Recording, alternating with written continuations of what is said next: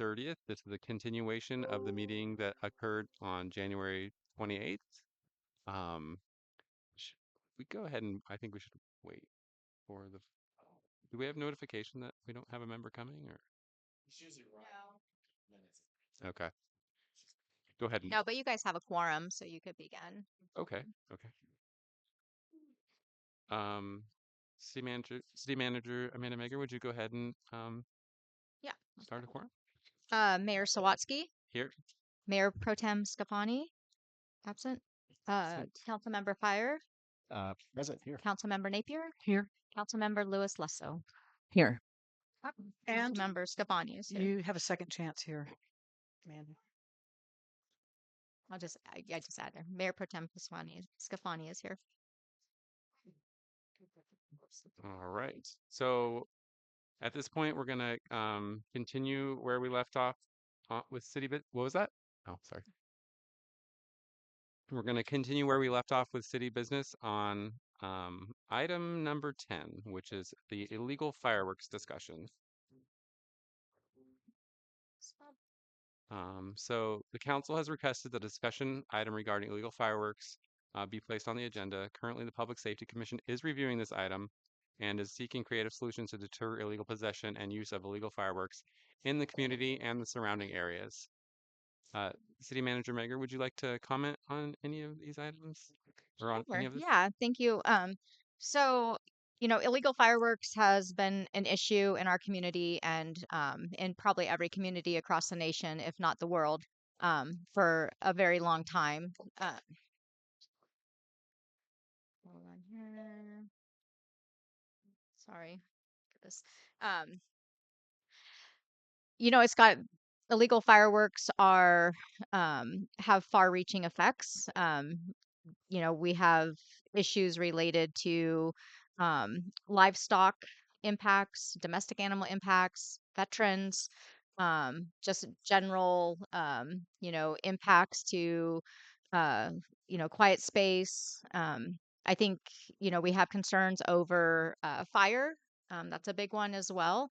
Usually 4th of July is a big time for illegal fireworks, and it's something that the fire departments are very concerned about as we start to see climate impacts and high winds and drier climates.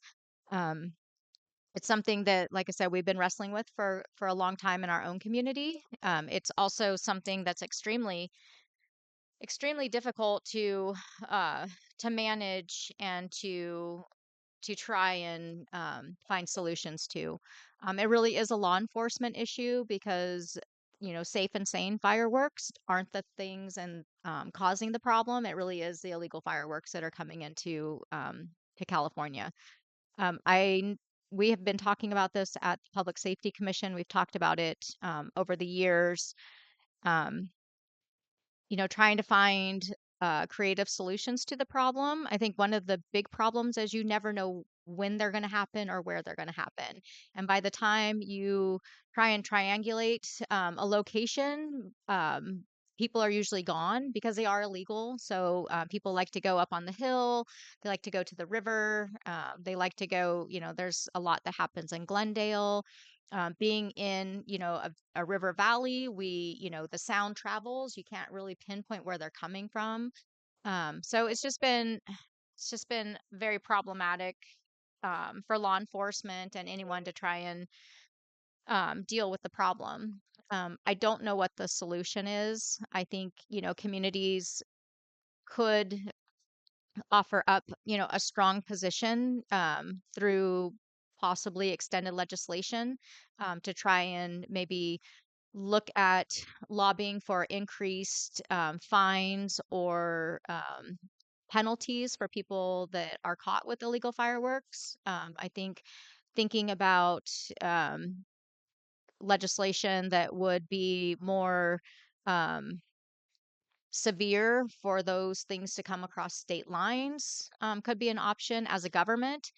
Working with our local law enforcement hasn't been a solution. The sheriff department is very understaffed, and this is an issue happening everywhere all at the same time. And so if you look at the call logs, for 4th of July, New Year's Eve, you'll see tens, if not hundreds of calls for service for law enforcement for illegal fireworks. So it's happening all over. It's very overwhelming. I don't think it's a issue that we should take lightly by any means. I know this last New Year's Eve, I spent it trying to keep my animals calm. I have one dog that, tried to eat through a door, and one dog that, an older dog that I thought might not make it, that, almost felt like she might be having a stroke. So I have horses as well. And so that's an issue, horses running through fences. Um, we have horse pastures right next to my house, so the horses run all night long. So it's a big problem. I don't have a solution to it. I know there's been talk about community um, community patrols, having patrols by the fire department. But honestly, the majority of what we're seeing are not within the residential areas. They're kind of the outskirt areas where people are going that aren't as accessible. So I'm open to any type of, conversation, solution. The Public Safety Commission is working on this as well to kind of come up with some ideas, and we're open to those. And so this item was asked to be placed before the council as well. So I'm open to any thoughts that the council has or any direction that you would like to provide staff. Go ahead and bring it back to council for discussion. Anyone have any initial comments? I would just like to say that I completely agree with the disturbance, and I understand how difficult it must be to enforce something like that and identify people. And I had this crazy idea several weeks ago that maybe if there was something in place where we had a reward system where reporting you know, a tangible um, offense that would be um, able to be verified would be something that might motivate others to use caution before they decided to use firework. I think that's a good idea, but I wonder about if that's I'm sure legally it's okay to not. do. But it's a cool idea. Why It's a stop cool here? idea, but Rat out your neighbor reward. all right. Anyone else have any comments?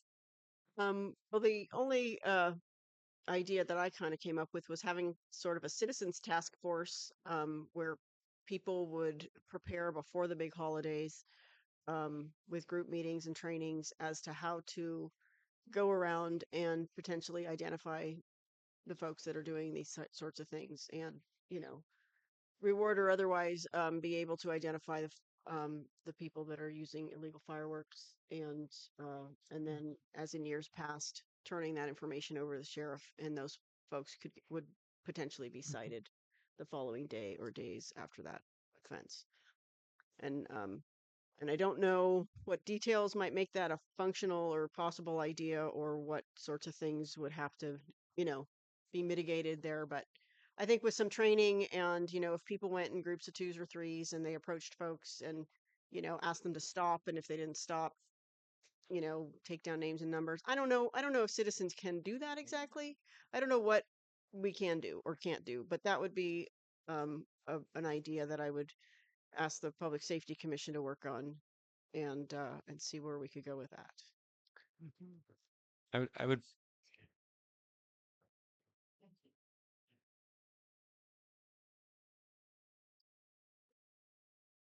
Has nobody heard any of our conversations so far? Great.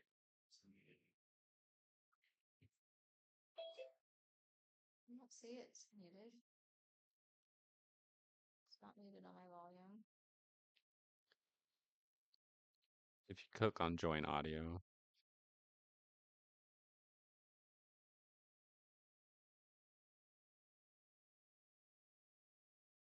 Can you guys hear us now?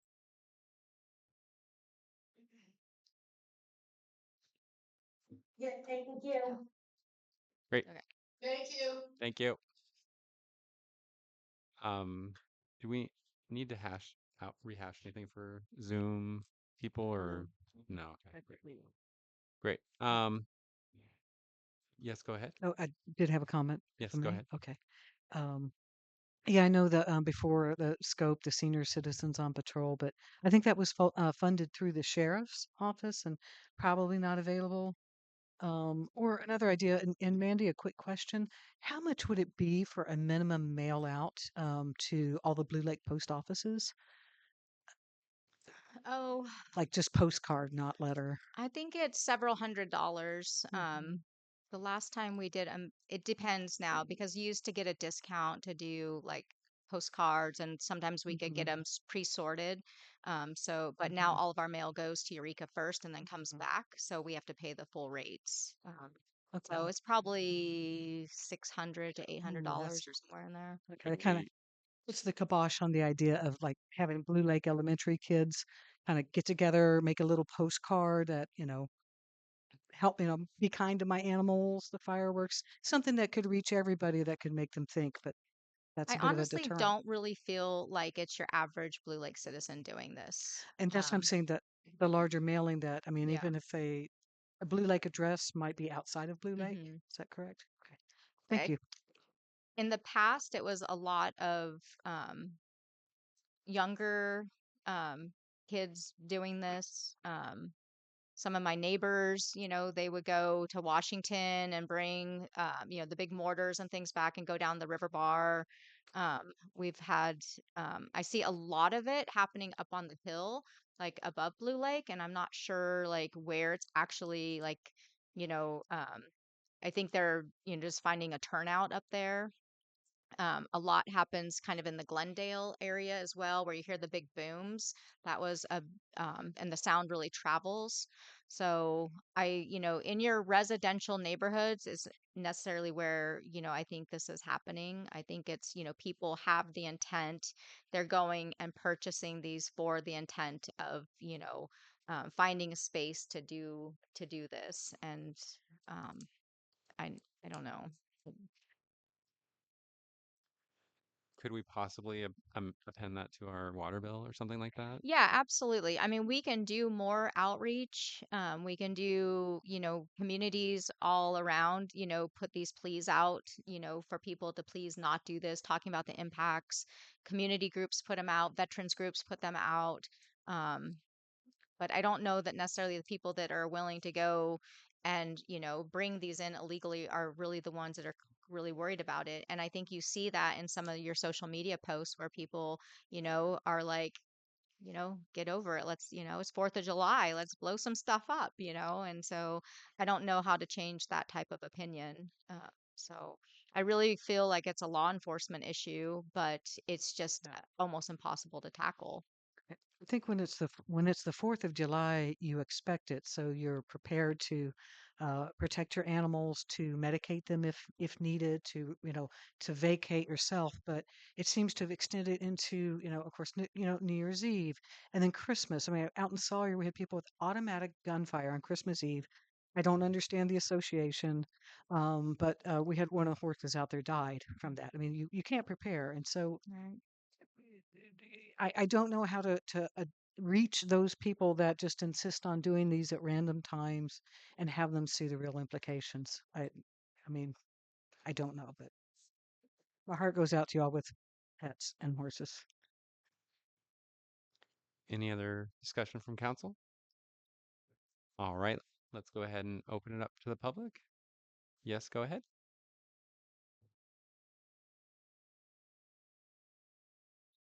Erin McClure. First of all, thanks a lot, Mandy, for putting it on the agenda. And uh, thanks for calling me Mary's mayor because it's really hard on me. Um, every year it just gets worse and worse and worse. And I have somewhere between 25 and 30 head of horses, donkeys, mules, and whatever. And they're literally jumping the fences. So I have put a reward out, and people have called and narked on people. And I have double checked, and one has been, committing this crime over and over, and it happens to be our city engineer. So there has got to be something that can be done. At least we can put out a warning to the people that are either on somebody that's on. So, um, the mayor and the city and the fire chief could, just tell these people, you got to stop doing this. Municipal code. So they're basically just laughing at the city. It's the way I look at it. So, um, it is happening in Blue Lake. It is happening for sure right along Blue Lake Boulevard. The people that are up on the hill above me, I pretty much stopped all those people because I found out who it was and I sent the sheriff up there. They usually go the next day because they're too busy and they find those people and it stops. So it can be done, but it's going to take some people running around, or literally I will pay to find out who all those people are and turn them all in, because I'm going to end up with something dead probably on the road. And when that happens, I'm not going to be in here being nice about it because it is bad. It went from 8 o'clock um, p.m. till about 2 o'clock in the morning on New Year's Eve. And it was horrible. It was extremely close to my house. So, and it's not just about me. It sounds like you're in a war zone. So I'm sure it's disturbing tons of people. So I just know that we can do something about it. I know it goes on in a lot of communities and it is a law enforcement situation, but I just know if we try hard, we could stop it. And I'm totally willing to do my part. I'll have someone babysit my animals and I'll run around myself if I have to, because it's going to stop. So thanks for having it on the agenda. Thank you. Marty, go ahead. Marty Granger. But since it can't be enforced, I'm thinking more publicity and maybe using that. I mean, if everybody, if signs are put up around and the schools, I'm kind of with Kat on getting the kids involved, because then the parents get involved and they're influenced. So I think just talking about it on Facebook and other than changing the calendar, I don't know. I just think publicity and getting the word out and having the kids maybe write poems, something about humans, or know about the danger to the animals, and have them, maybe the old kids write little essays, and kids write poems or something, just to get the word out there. So then people are aware and they may still do it, but it'll take time to really influence the people to not do it. Thank you. Great, thank you. Yes, go ahead. City Manager Megger, would you mind setting the clock as well?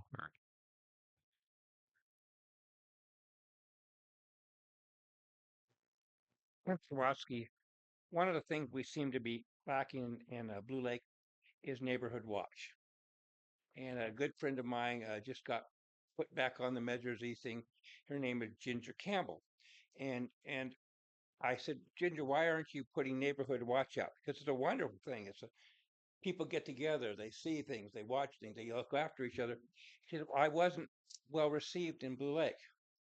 So that needs to change for starters.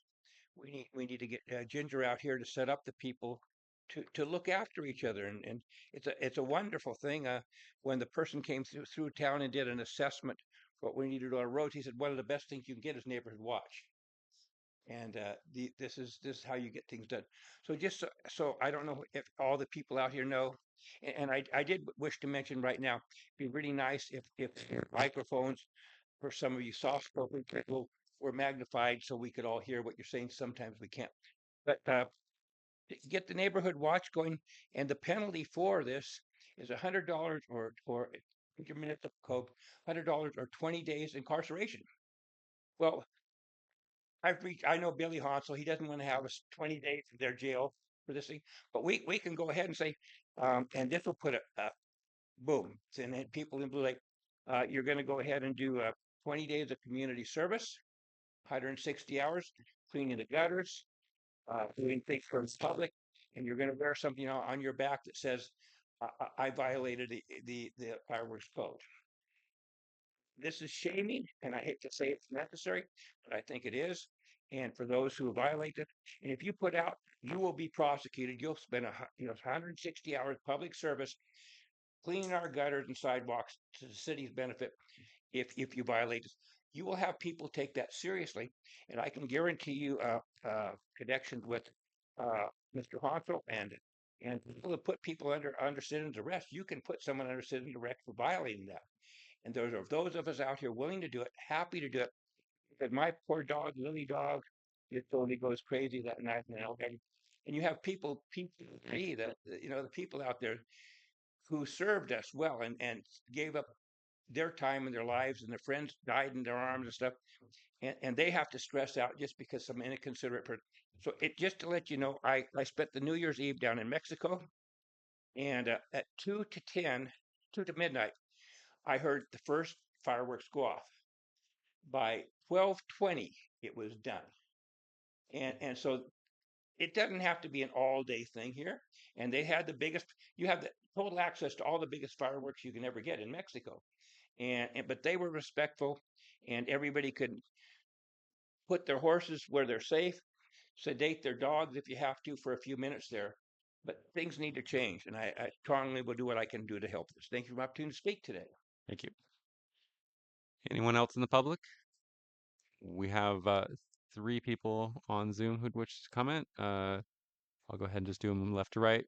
Julie, Christy, go ahead. Thank you, John. Hopefully my volume's okay for you guys this evening.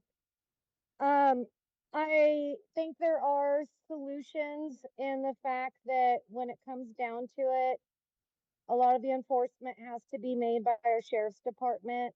I'm always a big advocate for us being supporters of them as well within the budgeting of the supervisors. It's really important that we keep trying to make sure with what limited funds we have in the county that we can support them in any way possible, because the more they're supported, the more we're supported and they're able to do their jobs. So please, council, keep up with that, and let's keep as a community paying attention to where money's being allocated within our county.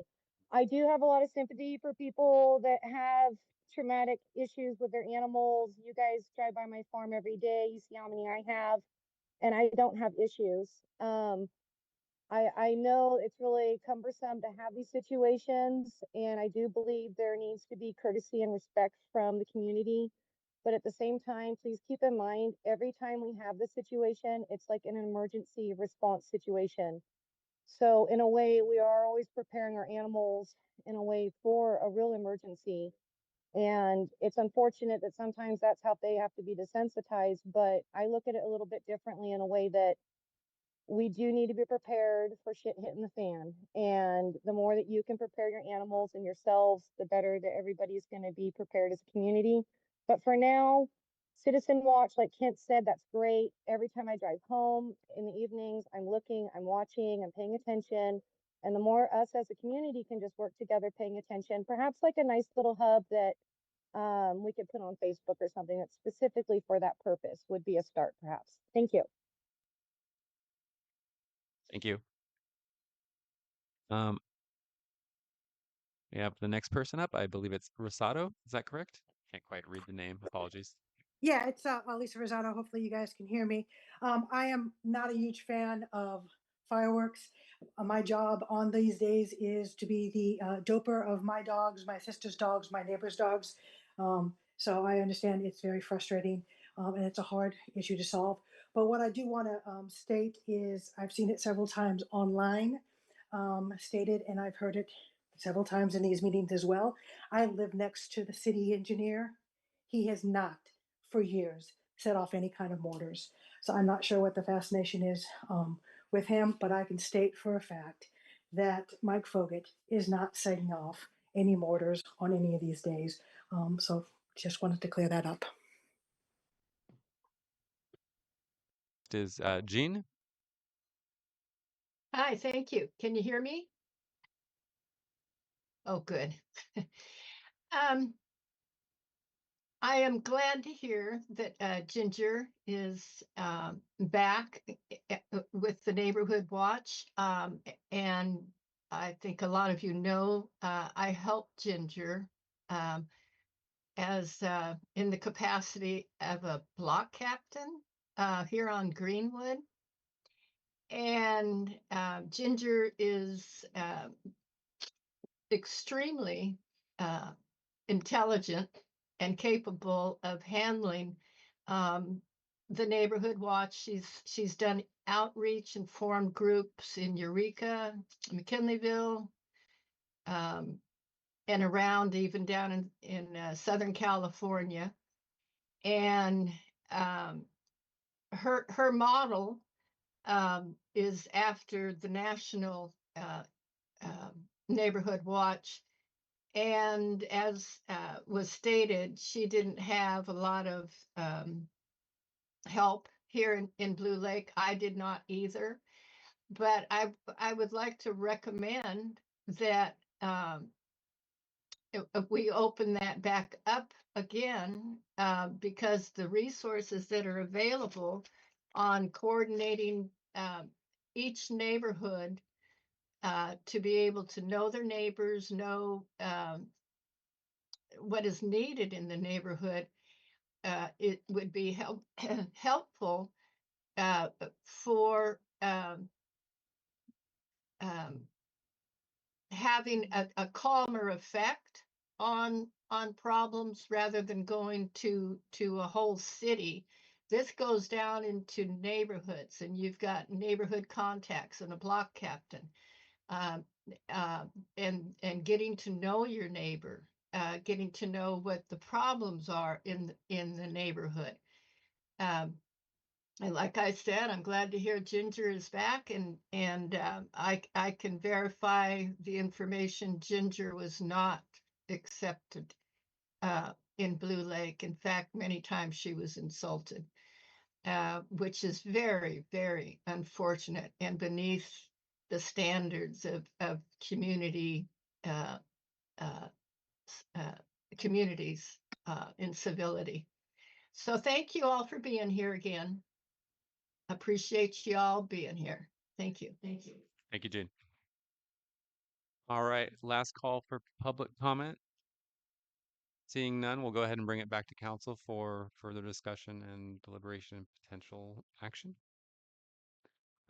Anyone have any further comments on it or discussions? I personally think that maybe water bill messaging 2 months prior to one of these regular events could help reduce the chances of this happening. I also think that potentially doing digital outreach as well. Mandy, I know that we're using the Blue Lake Happening specifically for retail, is that, or like economic kind of items? Yeah, Blue Lake Happenings is really focused on like community events and business Mm-hmm. more so than like community like dialogue that seems to take place on the other page. But we've been trying to keep this one focused more just on like if you want to know what's happening in Blue Lake, you want to come out and recreate or whatever, that's where we post that information.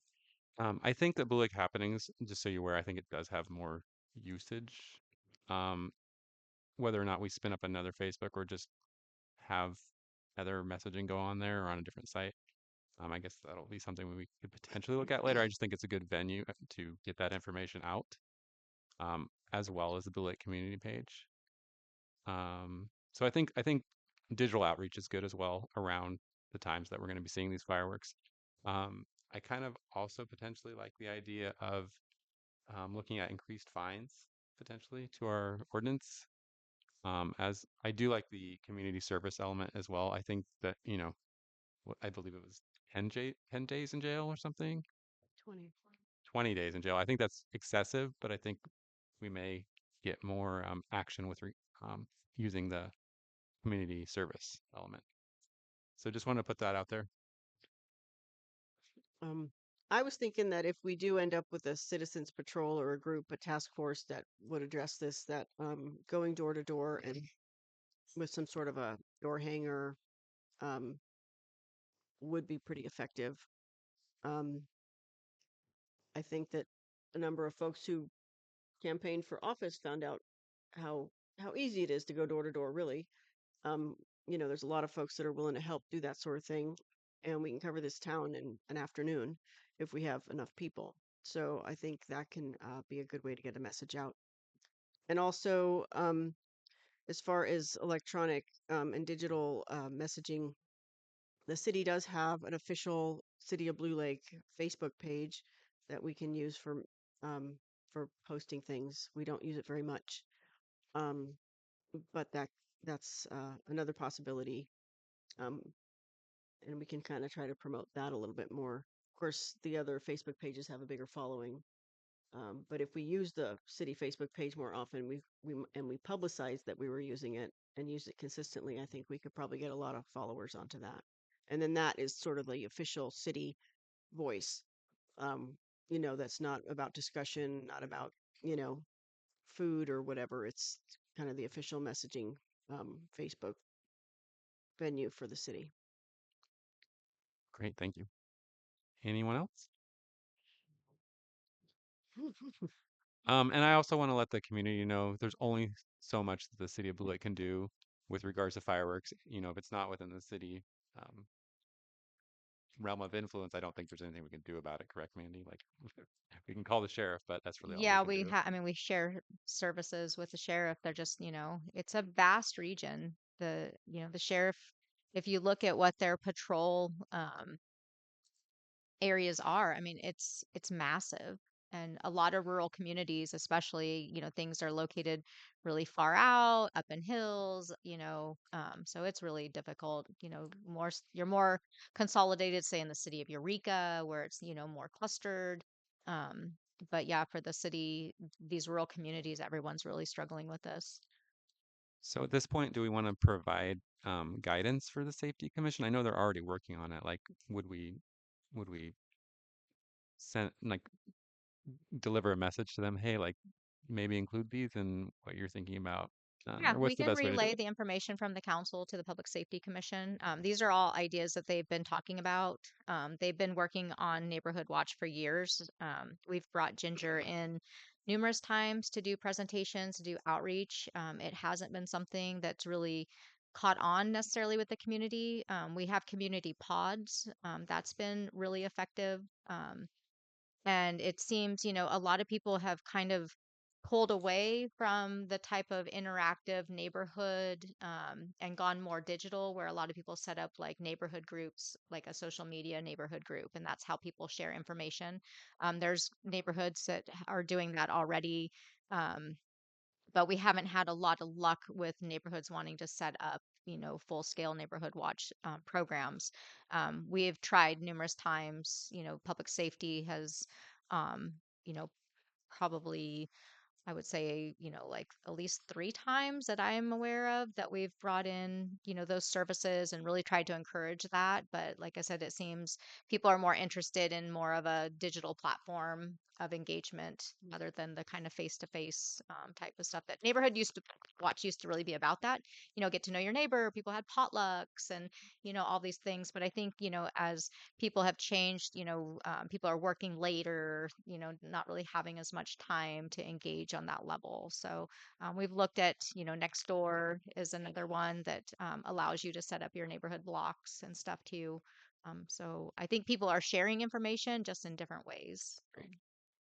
Would it be appropriate for the liaison of the safety commission to like deliver that to the commission, or what's the best way to? Yeah, so the liaison is really there to relay information from the Great. council. They're not there to necessarily direct the commission in any way, but they are there to be able to provide to the commission, the thoughts of the council as a whole. And so what's been discussed so that the Public Safety Commission can then, take that and work that into their agenda and, kind of their ongoing work. Awesome.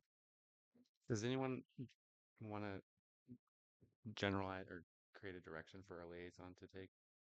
to the Safety Commission? Do we need to make a motion and all approve it, Mandy, or what's the next step? Yeah, I don't think so. I think it's, this is just a discussion item. I don't think you need to formalize the action. Like I said, the Public Safety Commission is looking for creative solutions. This has been something that the Safety Commission has talked about every single year.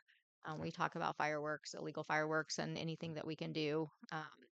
So it's definitely on their radar, and I think everything that's been brought up, are things that they've talked about in one capacity or another. So we can just relay to them the council's kind of position to continue to pursue these items and come up with some real actionable results. Great. Thank you. So I just took some notes. I have in terms of communication, digital, by mail or door to door, and in terms of action items, citizens patrol, a reward system, or a neighborhood watch. And then penalties. So did I miss anything?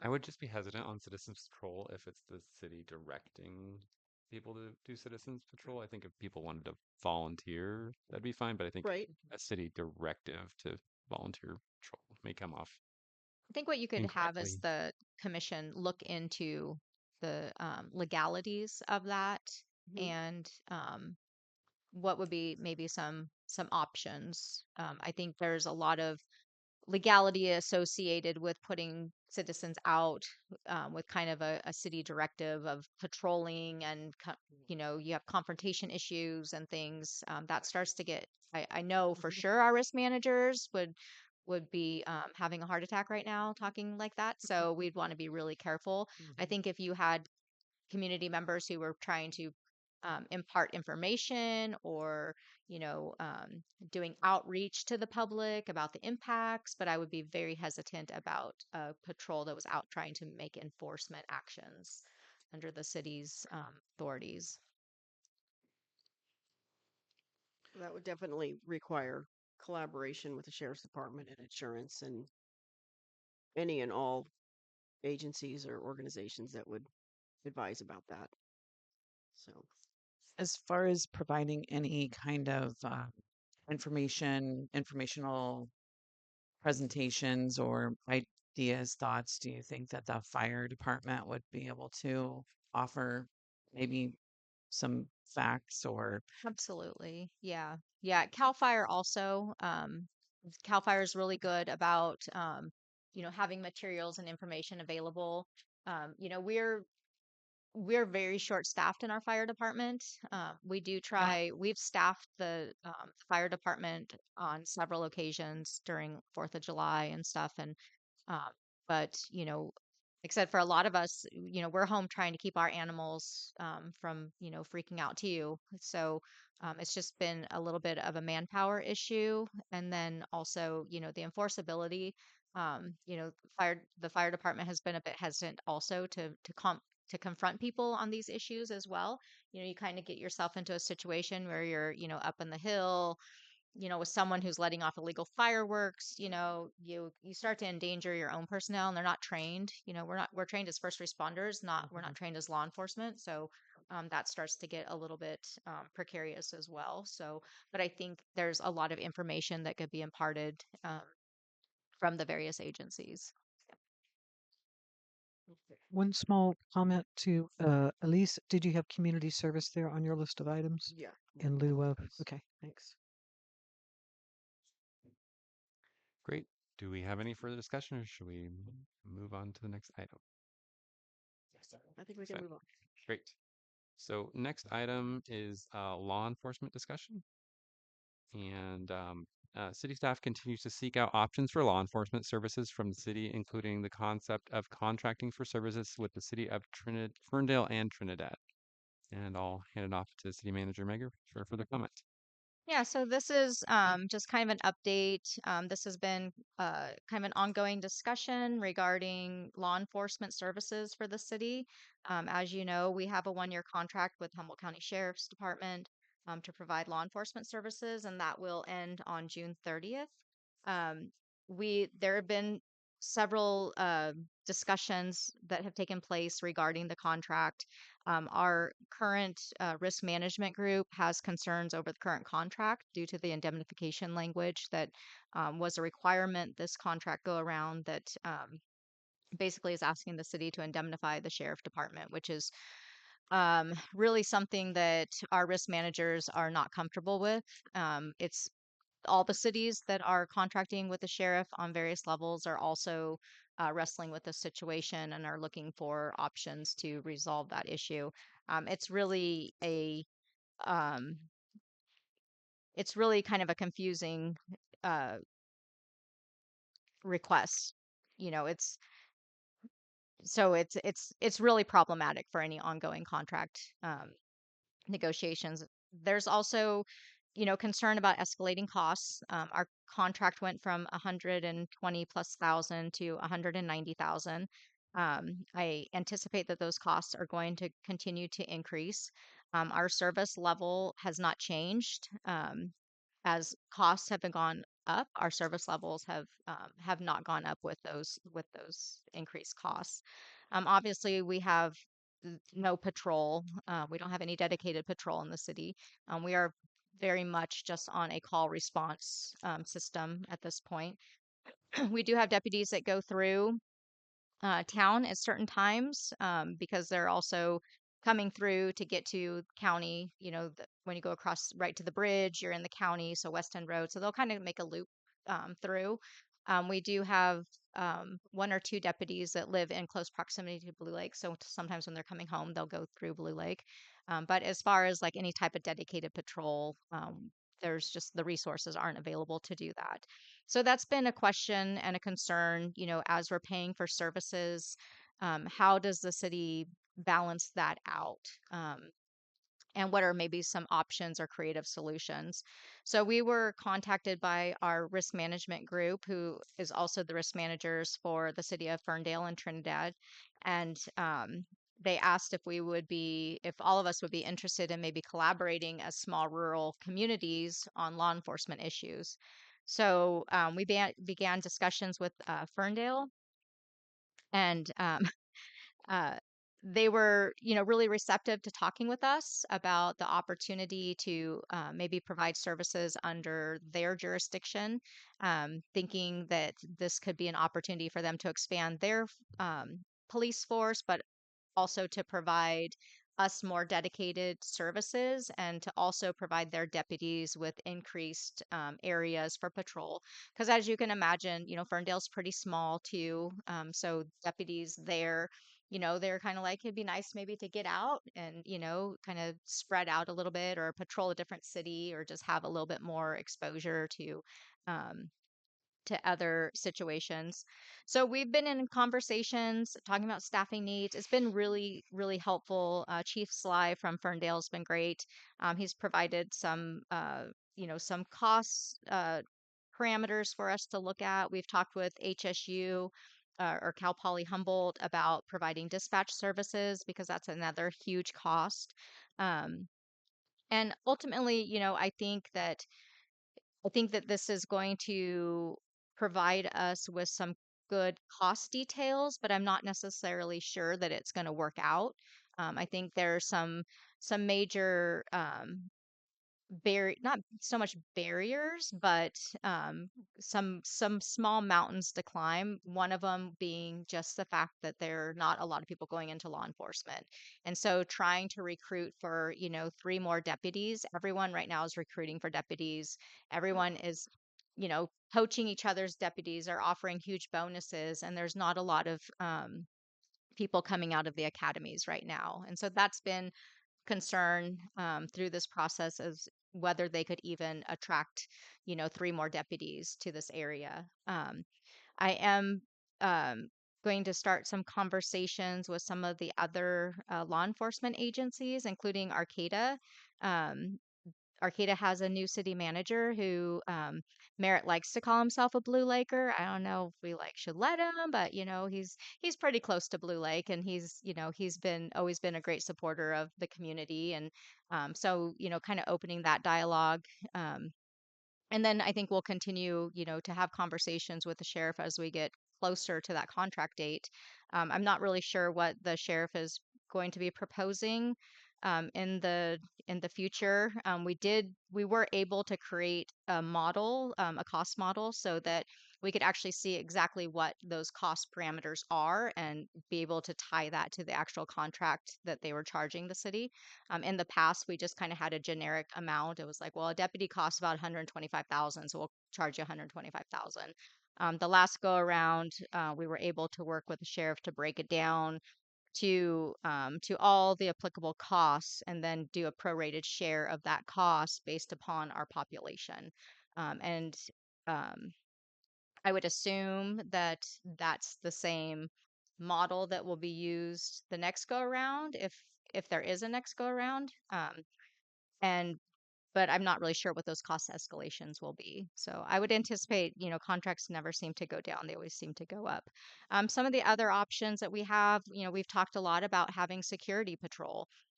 Being more proactive so that we're preventing crime from happening in the first place rather than reacting to it after it's already happened. And that's a lot of what we have right now. When something happens, you call and you make a report. And a lot of times that's where it gets left.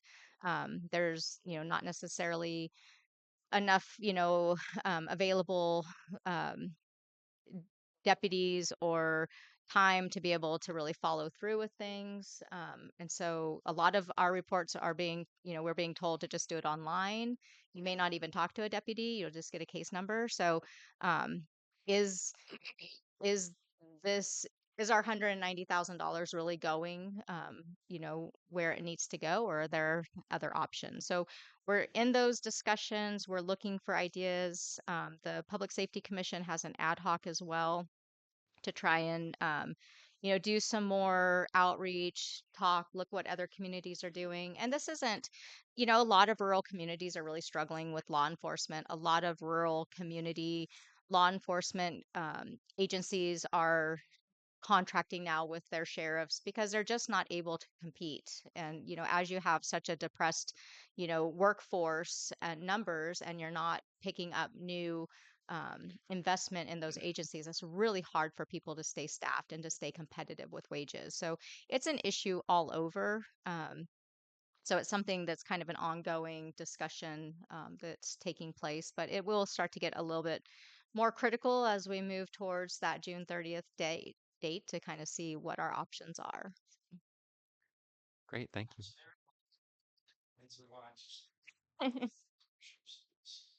We talked about using that for personal use. Stop it. Let's go ahead and bring it back to council for discussion. Does anyone have any initial comments on this item? Go ahead. I have just a question, and it's kind of a broader question, I guess.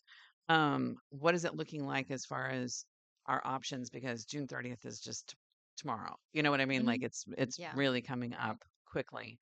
You did a great job discussing this, but I'm just thinking, when would we receive notice of a new contract?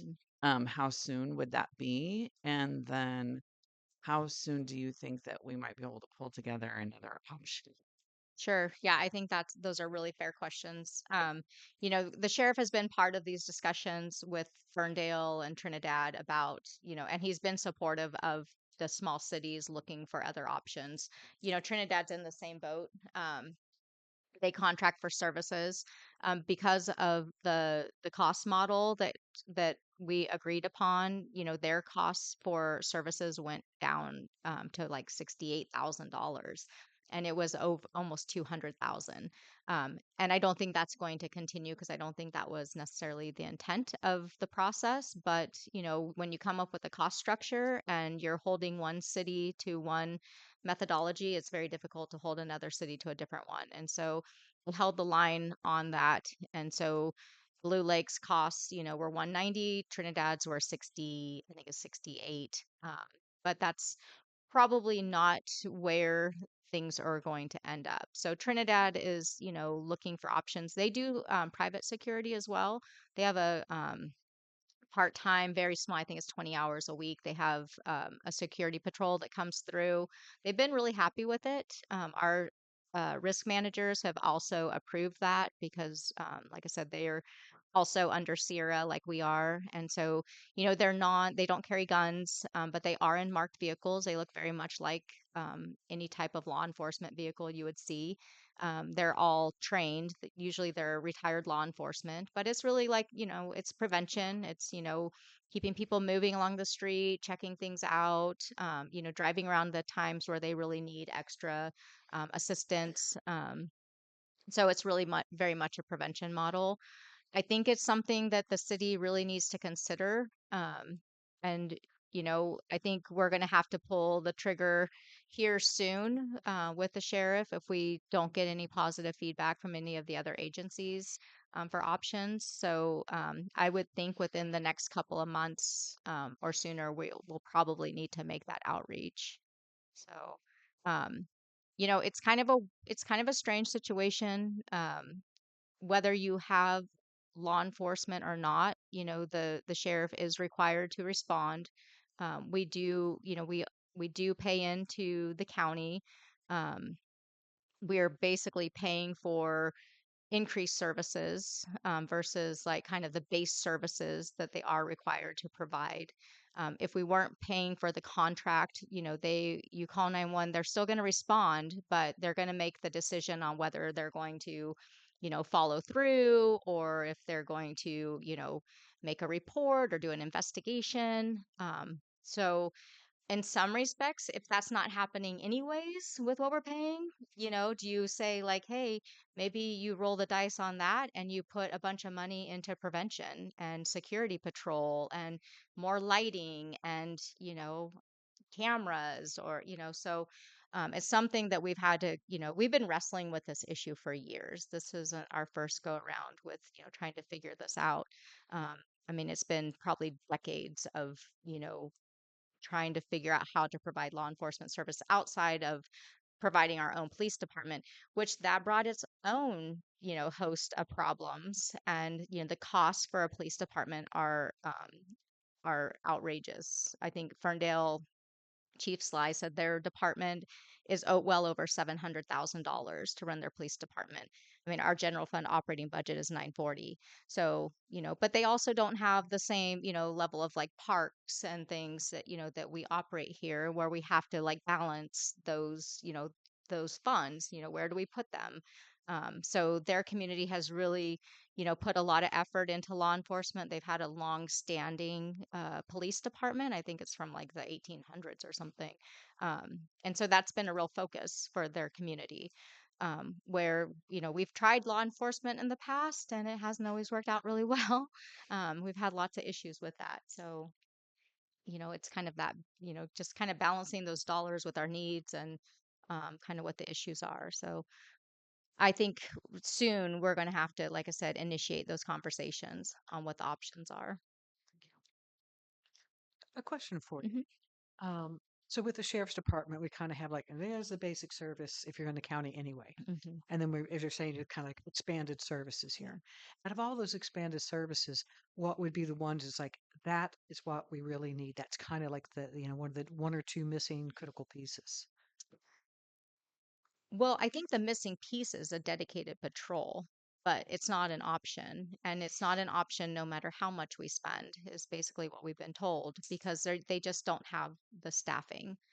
So I think that's the critical component. In the past, we had dedicated officers. We were paying about $353,000 when I first came on, and we had two dedicated officers, and they worked out of City Hall. They were sheriffs, but they came and they reported at City Hall. They talked with us. They heard what was going on in the community. But what was started to happen as they started to, you know, their their needs started to increase in the county, we started to see those dedicated patrols start to get pulled off. And pretty soon I was like, wow, why is our officer in Trinidad right now? Why are they in West Haven? Why are, because we had two deputies here and it was really easy for them to get dispatched out. And so in the end, we were at a point where it was like, this isn't working. We're paying $350,000 and we haven't seen a deputy for, days. And they're all being dispatched out to other areas. And so finally, the sheriff came to us and said, listen, I can't, it's not right for us to charge you this contract amount because we're not providing this service. So what we can do is charge you the cost of a deputy, no dedicated patrol, but at least you're still in the system. And if there's a deputy somewhere in the area and something happens, we're going to send them to Blue Lake, but we don't have the resources to keep them in your town. So at least that was honest. And so we went down to the 124, I think it was. And then it went up from that a little bit. But now we're seeing those costs start to go up again, and the service is still at a very much a base level. Like I said, we're really at a call response level. So Christopher, any questions? Elise?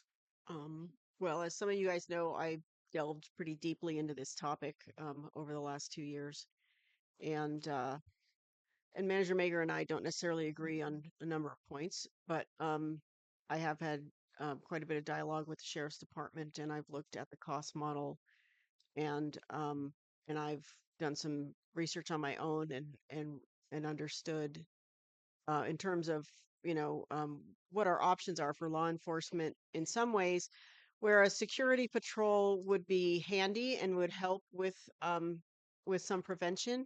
They cannot do anything um, in the event of a crime. And so what the sheriff told me was that um, if a crime is in progress and if we were not contracted with them for services, if a 911 call came in, they responded, they came into town, they found a crime in progress, they stopped the crime, they're under no obligation to arrest the perpetrator or the suspect or whatever you would term them. And at that point, if we don't have a contract with them, they would hand that situation off to whomever we have a contract with. And so in the case of arresting somebody, it would have to be a California sworn peace officer. So none of the security officers are that. Um, and then that also would be in terms of any investigation, any sort of follow up, all those services we wouldn't have. So, I mean, it's true that there is a very, very, very basic level of service that the sheriff has said that they would provide, and that's basically 911 response. But if you call 911 to, somebody burgled my house, they're not here, but I've been robbed. The answer is, well, sorry, we're not going to investigate that crime. We're not contracted within the city. So anyway, it's a difficult situation. I mean, yeah, the indemnity language is definitely a problem. And that is a brand new thing this year. And the sheriff has said, well, they expect that there will be annual increases in cost. They expect it to be somewhere in the neighborhood of 10%. And it's worth mentioning that the city gets a grant every year. It's called the Supplemental Law Enforcement Services Grant, and it's going up every year. And every city gets it. And every city, interestingly enough, gets the same amount of money. And so in the last couple of years, we've gotten more than we expected to get each year. And this last year, we got 171-ish thousand, I believe, which almost covered the cost of our sheriff's contract. So, I mean, I think that's a grant that we can count on getting every year, and I think it's likely it's going to increase by little bits as the years go on. And so that's basic fund we have to work with, and then anything above that, the city has to cover through whatever revenues we can through the general fund. So those are some basics that I'm aware of, and that's what I have to offer at the moment. But I feel like I'd love to hear about figures and some different details with Ferndale. But I think some preliminary discussions talked about 12-hour-a-day coverage or 10-hour-a-day coverage or something like that. So I imagine we'd have to have a mutual aid agreement with the sheriff's department for 24-hour coverage. So they are proposing 24-hour coverage, but they already mutual aid with the sheriff, as do all agencies. Mhm. And so their patrol structure they were talking about is hiring 3 deputies that would work between Blue Lake and Trinidad, and that the 24-hour response would be backfilled with their Ferndale deputies. So, it could be 30 minutes, 40 minutes before a Ferndale deputy could respond, but they do have mutual aid agreements in place with the sheriff and Arcata and other entities. So it's just like on the fire department. If we respond and we're short, we know Arcata's coming, we know Humboldt Bay's coming. We staff their stations. Everyone works together because no one wants to have a 911 call and no one respond, and so everyone makes those commitments. It's the same thing with law enforcement, but they were proposing 24-hour coverage. And the initial costs, we're looking at about $200,000 for the contract. Some of the upfront costs would include the purchase of a vehicle and some initial equipment. There are some grants available through USDA that help communities pay up to 50% of any type of equipment purchase for law enforcement, and that includes vehicles. There's some money through CIRA, our risk management group, that gives a grant. This year, there's some increased grant funds that they said could be committed both by Trinidad and Blue Lake to help cover those costs. So there's some options. I just don't know that, looking at this, I think the biggest hurdle really is going to be just being able to attract staff. And I don't know, as Chief Sly's gotten deeper into this, he's already losing some of his deputies and kind of struggling with this as well. And seeing the numbers coming out of the academy, I just don't think the number of recruits is there right now. So I really think, we have to look at the current contract structure, and like I said, reaching out to Arcata. In the past, Arcata wasn't necessarily as interested, but they have been kind of ramping up their staffing. And like I said, with a new city manager who has more of a connection and sees more of a connection between the communities, as we start to, have the trail connecting our space, and we're starting to, to see these communities, Blue Lake isn't as far away from Valley West as they're starting to expand, kind of east with their developments. We're really, 3 miles away from the end of Arcata. That's really not that far. And so if there could be, a proposal that was mutually beneficial, it might be a new conversation to have. So that's one of the avenues that we're going to look at as well, and see if if there's some options. But the backfill will be to start conversations with the sheriff about a contract renewal, what those costs increase might be, and then continue to look for creative solutions. Great, thank you. I just have a couple questions. Mhm. Silly question. Blue Lake Police Department will never come back, correct? That's not necessarily true. Okay. You know, I've heard that statement over and over. I think at the time where we had, the issue, there was comments from CIRA, at the time it was called PARSAC, Huh. that they would never provide liability coverage, because of just the way things were. But it's been a long time since that issue has, been a problem. And I think, it problem is just the costs of it, really. We've talked about one of the things we talked about with Ferndale was the idea of a resident deputy. Hmm. Because I mean, honestly, our law enforcement needs are somewhat limited. It's really, prevention is a big opportunity. But just having someone who's in the community, who knows the community, who's going around, who's like checking in, having someone who's more vested in the community would go a long ways. So that was something that Chief Sly said, he would kind of look into, because there are law enforcement officers that are retiring at, kind of a young age and are looking for their next kind of side hustle.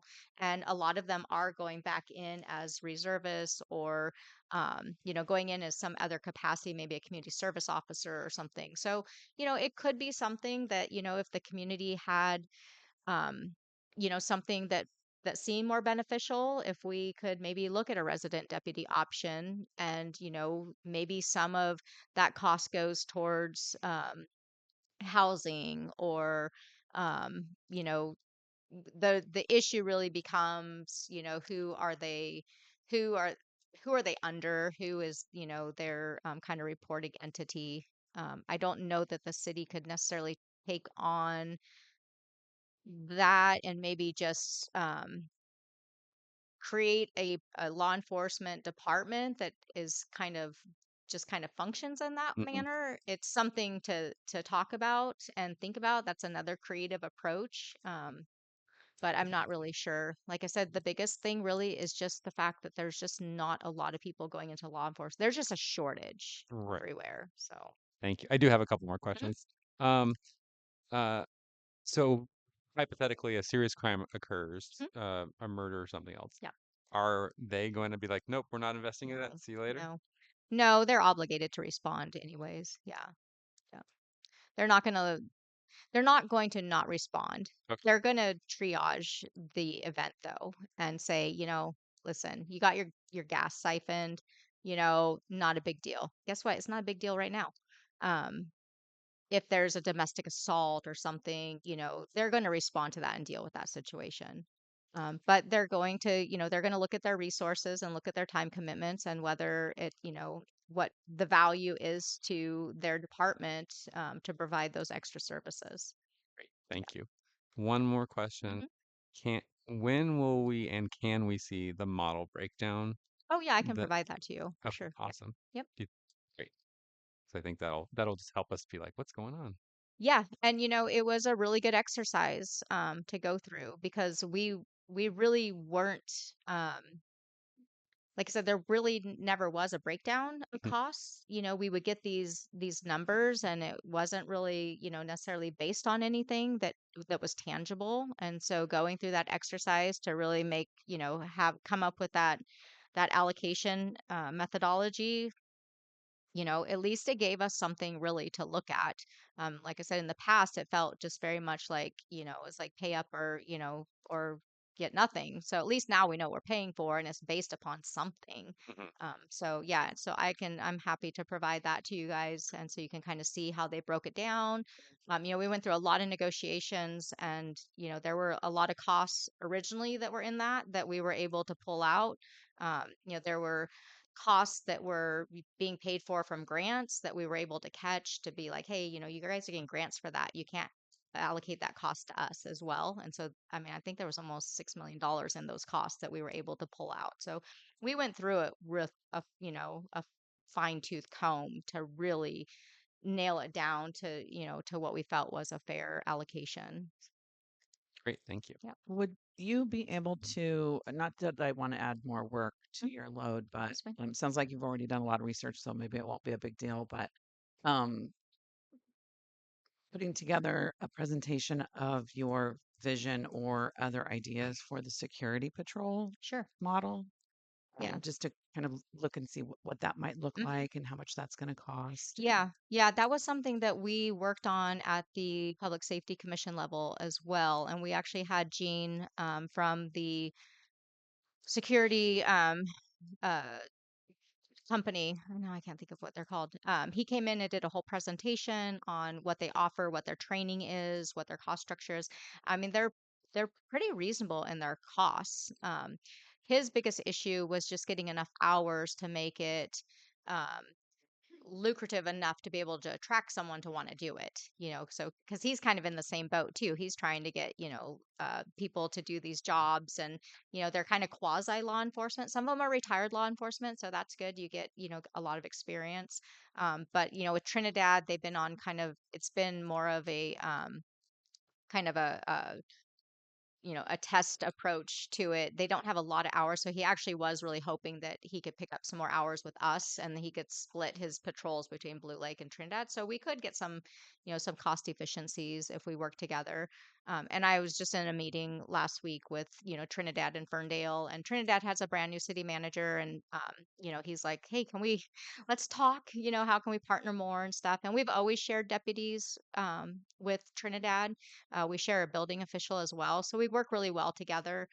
Because we're two small cities and we're very similar. We have a higher population. They have a little busier business district. We're both surrounded by the county. We both have a casino right next door. So a lot of our issues are very much the same. So they're really good to work with and kind of bounce ideas off. And we're both kind of in the same boat right now. Great. Any further question before we take it to public? We'll go ahead and open up for public comment. Yes, go ahead, Lori. You. So one quick question. The law enforcement funds that are dispersed to all the different cities, is that based on having contracts, or is that just a fund that is given to the cities to use for whatever means, whether it's contracting, security services? I believe it goes to all the cities. And it's not based on population. It's like I say, it's the same amount of money to each municipality. And I wish I knew more about it, to be honest. But I mean, I guess the It can be used on $170,000. public safety. Okay, Yeah, but I don't believe it's conditioned on that municipality having a law but enforcement it's an program. annual. It's an annual grant. Yeah. This may be a really dumb question. Have we ever discussed possibility of contracting with the casino? They do have their They're own. not interested in working with the city at this time, and they don't have a large enough force, I don't believe, to spread this thin. And is it based on basically not having enough? Or I mean, if we had Well, $170,000 they're not necessarily sworn California peace officers. Oh, okay. Okay, their So they're kind of like a their private security security force there service. could Oh, be like okay. they have one individual that definitely is cross deputized. Right. He's a retired sheriff's deputy, and he's definitely cross deputized. And some of his staff would be cross deputized. However, anytime they leave federal land, which is The casino. the reservation, right? Yeah. Anytime they leave that area, they are operating under the sheriff and the sheriff's umbrella of liability. And so, what the sheriff has explained to me is that as cross deputized individuals, they can enforce law off the reservation. However, he assumes liability for their actions once they do that. And so it would not make sense for him to do that within a city, within the city of Blue Lake. So if we did at some point in the future come to some arrangement, then we would have to assume all that liability, which kind of makes sense. And if And that's we contracted with a security service, would that be the same case?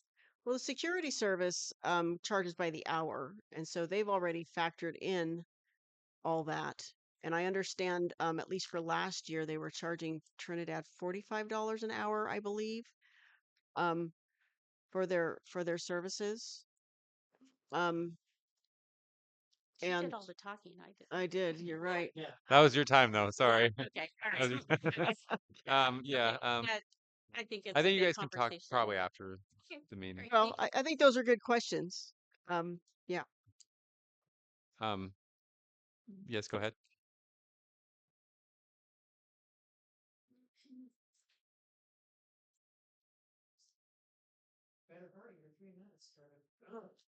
No, they didn't. I sat too long. My knees lock. I got knee surgery. Anyway, what Elise said is quite informed regarding the thing with. I talk to Sheriff Billy on a weekly basis and Regina Fuller, so I do have insight, and I think the 10% is what we can expect. I could find out by next meeting and have a definitive answer for you on that one. And I really was looking forward, and I'm kind of remiss that we can't work out something with Ferndale. I mean, they have a very effective, very efficient police force, and I think they would follow the small town thing that we have here. And I thought we were heading down that path, but it's starting to sound like not. I know Rio Dell just has a small force also. They just have a new police chief down there. I really would like to see us take all the small towns and get together and benefit from what we can do to work together collaboratively. Trinidad, Fortuna, any of these people. So I really want to reach. We need to reach up. The other thing is, the, the other day, it was a couple days ago, I went down to the Rancheria. I saw a sheriff's patrol car going through the Rancheria, going all up and down. And then as I turned back down here, I think the road I'm not supposed to turn down, but came this way, and there was another one going through town. And then I pulled up to see Erin Beth McClure here, and there was the sheriff was there with a canine dog thing, and the also the Rancheria's police officer was there because they worked together, and there was a person they were questioning, and I think they were looking for that person for a specific reason, right in front of her house. So the sheriff does they do work here and they do work collaboratively to answer a few questions. If you, I totally agree that if we did not have a contract with the sheriff and there was a murder in process or you were getting beat to a pulp or something, they would come out and respond. But they're not, if we don't have a contract, they're not going to come out and take a report. They're not going to investigate. That's no longer their thing they're obligated to do. So you're obligated to do a few things, respond to a life or death situation as it's transpiring. Um, I just wanted to point out I've reached out multiple times to both our fire department and to other law enforcement first responders, and I'm willing to rent my facilities to them, 3 and 4 bedroom units at way below market price, affordable housing. And that's how we could attract them. Nothing I'd love to have more than 3 deputies parked out in front of my building and driving to work from Blue Lake every single day. So I'm offering that, and if we ever talk to people regarding this kind of thing, that's something that I feel is a donation that's in my best interest and the city's best interest to get our first responders here. So um, that's just something to throw into the mix. And that's one of the biggest problems they have here is affordable housing for these young deputies starting out. So thanks for the opportunity to speak. Thank you. Anyone else in the room, public? Yes, go ahead. Coming up with some weird. Hi guys, thanks again for being here. I just wanted to my experience living in Blue Lake. I mean, I've lived here since 1972, but in the last 6 years, I've been at a certain location, and my house was broken into. Okay, the door jamb busted down, and the sheriff came out, and lots of different things have happened at my property. There's been lots of vandalism. Um, I call the sheriff, they come out. Um, Cars, when I used to park my car out in front of my house, constantly vandalized. Um, Someone who lived in my area told me that there was a petty thefter that lived quite close to me. And so I know now who that person was and so is. And so I take more precautions, but I've had to put up my own cameras and joyriders leave their cars in my yard. So I've had lots of interaction with the sheriff and the police. And just the other day in Arcata, someone hit the back of my car, and Deputy Backman came right out, had a talk with me. Arcata police are fabulous. He followed up afterwards. They actually found the guy who hit my car, right in his homeless camp. So, and he called me later to follow up on it. So, as a person with PTSD, it's really what started the PTSD was I was in my home in Eureka and somebody broke in my home and attacked me when I was in my bed. So this person trying to break into my house here in Blue Lake, I can't tell you what that does to me. So whatever we can do, please, to have patrols, to have a contract with the sheriff. You know, they're giving us more money each year. We're using that towards the sheriff. There was only a bit that we had to come up with, it seemed like. But please do your best to make sure that we have someone that we can call in case something happens. and then they'll come out. Thank you. Thank you. Anyone else in the public? Seeing none, we'll take it up to Zoom. I'm going left to right. We have Thank you, everyone, for having some deep thought and conversation on this topic. It's been very long ongoing, and now we have some other opportunities. One suggestion I have, Justin, you perhaps could do a favor for our council and pull out the old public safety meeting where we had the us at the fair. We joke because we have them every year, the rent-a-cops. But get them that video when they came. It was about 2 years ago. And then in October for city council, I believe it was, that's when we had the representatives from Ferndale coming in talking. So just to help catch up council in the public, maybe we could do a courtesy post on those two, because I think they're pretty crucial to, instead of going back and going over a lot of stuff, just rewatch those a little bit. I think having a cross analysis on all of them would be really productive. And I still am going to go back to my prior comments. We need to support our sheriff's department. I don't know how many times you guys I've had to call them. You got to figure what I can see every day for the freeway in Glendale and just personal stuff with concerns. They've always been caring and compassionate and really worked with me. And I get to talk to a lot of those officers, and I do ask them, and they're understaffed, and that's caused a lot of the turnaround for them, unfortunately, because they do need the funding. So in the past, we've had a representative from the sheriff's department that will come out and do little catch-ups with people. They do it in Trinidad, kind of more of a report. But I think while we're in this process, before we're doing our contract, which is really soon, maybe we could get Billy to come out, explain what the new contract would be, the coverage we'd have, the cost of it, and just get it straight out of the horse's mouth kind of deal. And I think if we could catch up on videos, get Billy out, we would be really ready to make some better decision making. Thank you. Thank you. Next up is Jean. Thank you.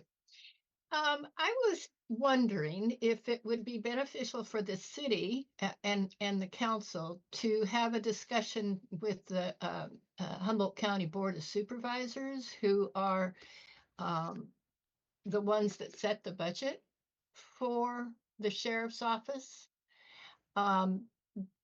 It isn't just Blue Lake that's being affected by the lack of deputies. It's all of Humboldt County. And I really believe that it encouraging the Humboldt County Board of Supervisors to somehow increase the budget at this time. I know that there's difficulties and such, but I think it would be helpful for those questions to be asked of how do we get more money for the sheriff's office. Thank you. Oh, and just another thing, the neighborhood watch that I was working with Ginger Campbell was through the sheriff's office. Ginger has a great communication with the deputies and the coordination for information that comes to the citizens in Blue Lake is invaluable as far as how to respond to emergencies, how to respond to someone trying to break in, just daily input for the way to communicate clearly with the sheriff's office. So thank you again for being here, and I'll mute. Thank you, Jean. Last call for public input. All right, let's go ahead and take it back to council for discussion. I'd like to propose that we form an ad hoc committee so that the council can be involved in all the talks and investigations that we're doing into this topic.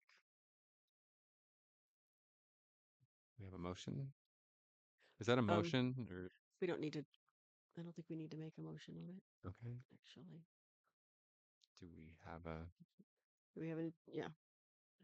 If we needed a motion, I'd make it a motion, but I'm not sure that it needs to be. Let's have some more discussion on that. See if that's what we'd like to do. Anyone else have opinions on that matter? No, I support having an ad hoc, and I mean, if as long as it's bringing support to the table and to the examination of the options.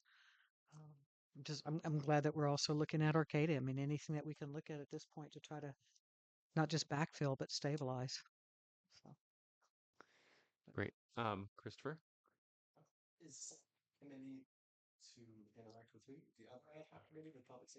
It's an ad hoc committee to interact with any of the entities that might,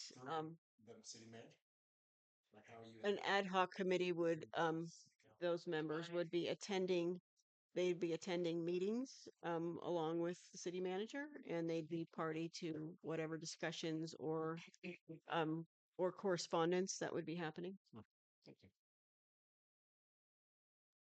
I mean, it's a way to get, more brains on the task and better understanding and better, more communication, that kind of thing. Mandy, is there any issues with that? I want to make sure that the council's not Yeah, overstepping, I but mean, I think you have to be really careful. And that was one thing that Ryan talked about, that an ad hoc can't be formed to provide um, responsibilities to the council that's not mandated through the code. And forming an ad hoc to become part of day-to-day management of of issues is not what ad hocs are for. And I think it's cumbersome to try and manage multiple people's schedules, to have an ad hoc enter into conversations when you have discussions, from, a city managers group, and then I'm bringing two council members. It starts to become a little bit, I think it becomes burdensome. And so the ad hoc really is there to be able to work through and to the council, and not necessarily the day-to-day dialogue. Um, so I'm concerned about that. I think it puts a lot, we have a lot of problems already trying to even work around people's schedules. You guys all work jobs too. So, how am I supposed to manage, bringing two council members to a meeting, where I'm working, 8:30 to 5, and you're also working 8:30 to 5. So it becomes cumbersome, and I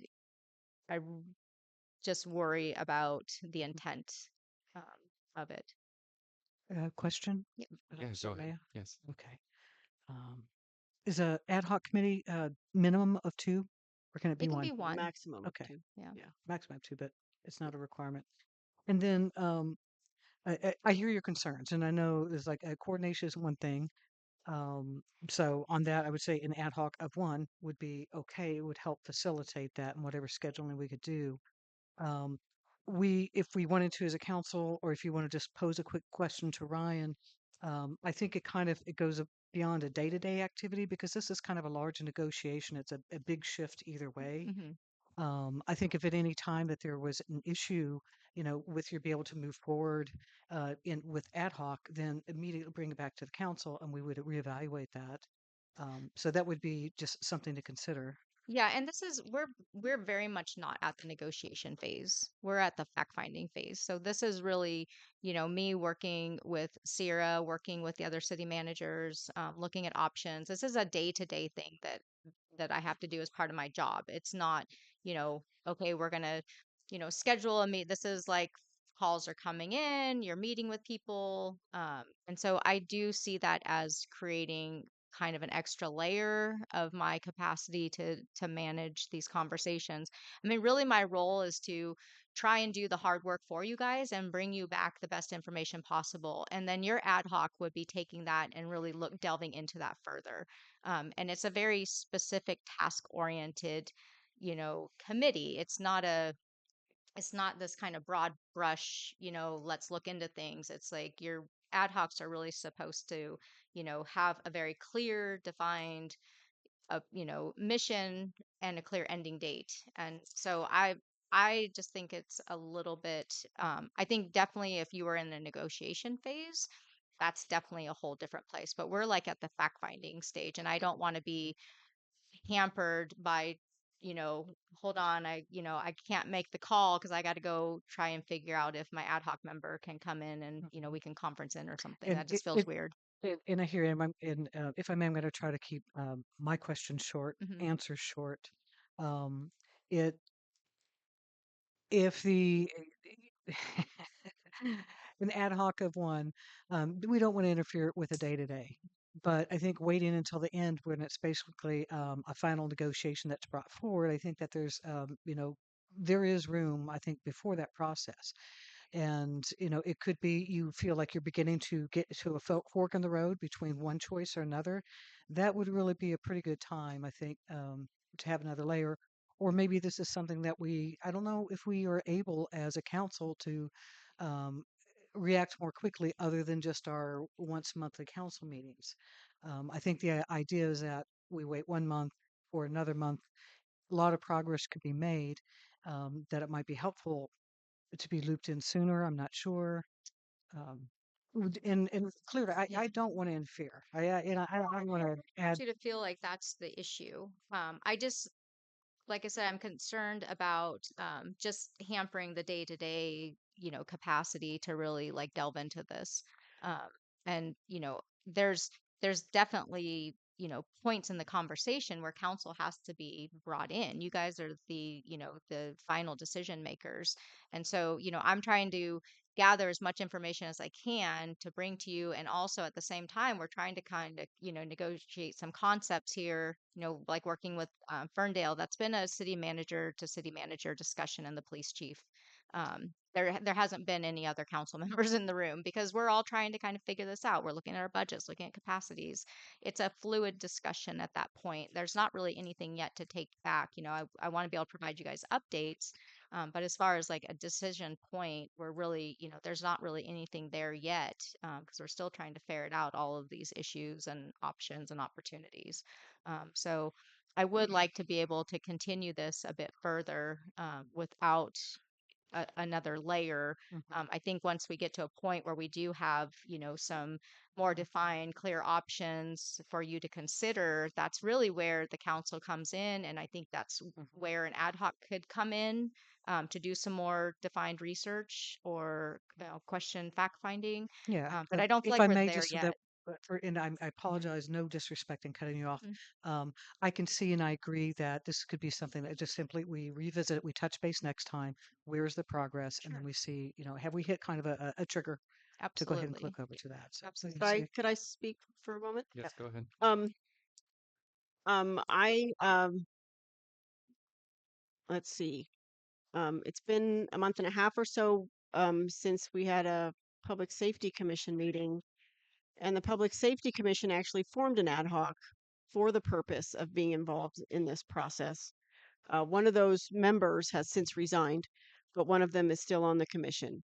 So I guess my question would be, how did you see them interacting with the process as opposed to how, I mean, it seems like you had a vehicle for them to be involved, but you're not offering that to the council at this time. Can you explain that? Yeah, absolutely. So I think the role of the commissions really is to do more of the groundwork. The council, you guys are at a much higher level than the commissions and the city manager. Our job is really to do that groundwork, put together options, look at issues, analyze things, and then bring you back recommendations for you to consider.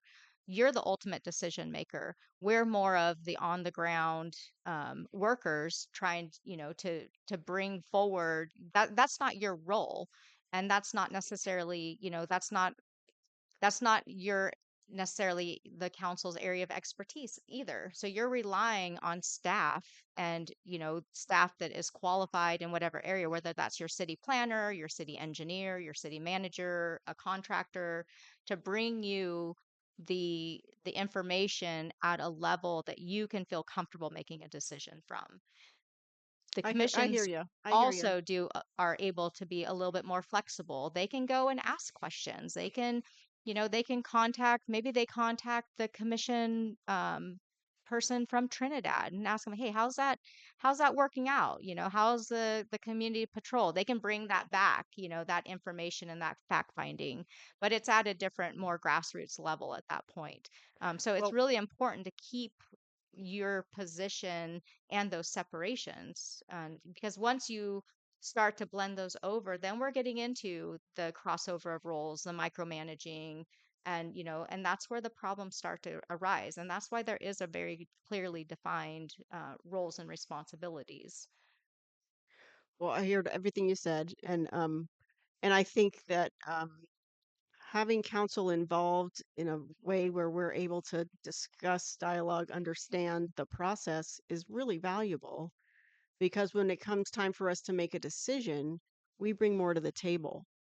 And I think that I don't think there's anything legally wrong with council having an ad hoc committee on this topic. I believe that Ryan, was in support of that. I did discuss it with him, and I believe he's in support of that.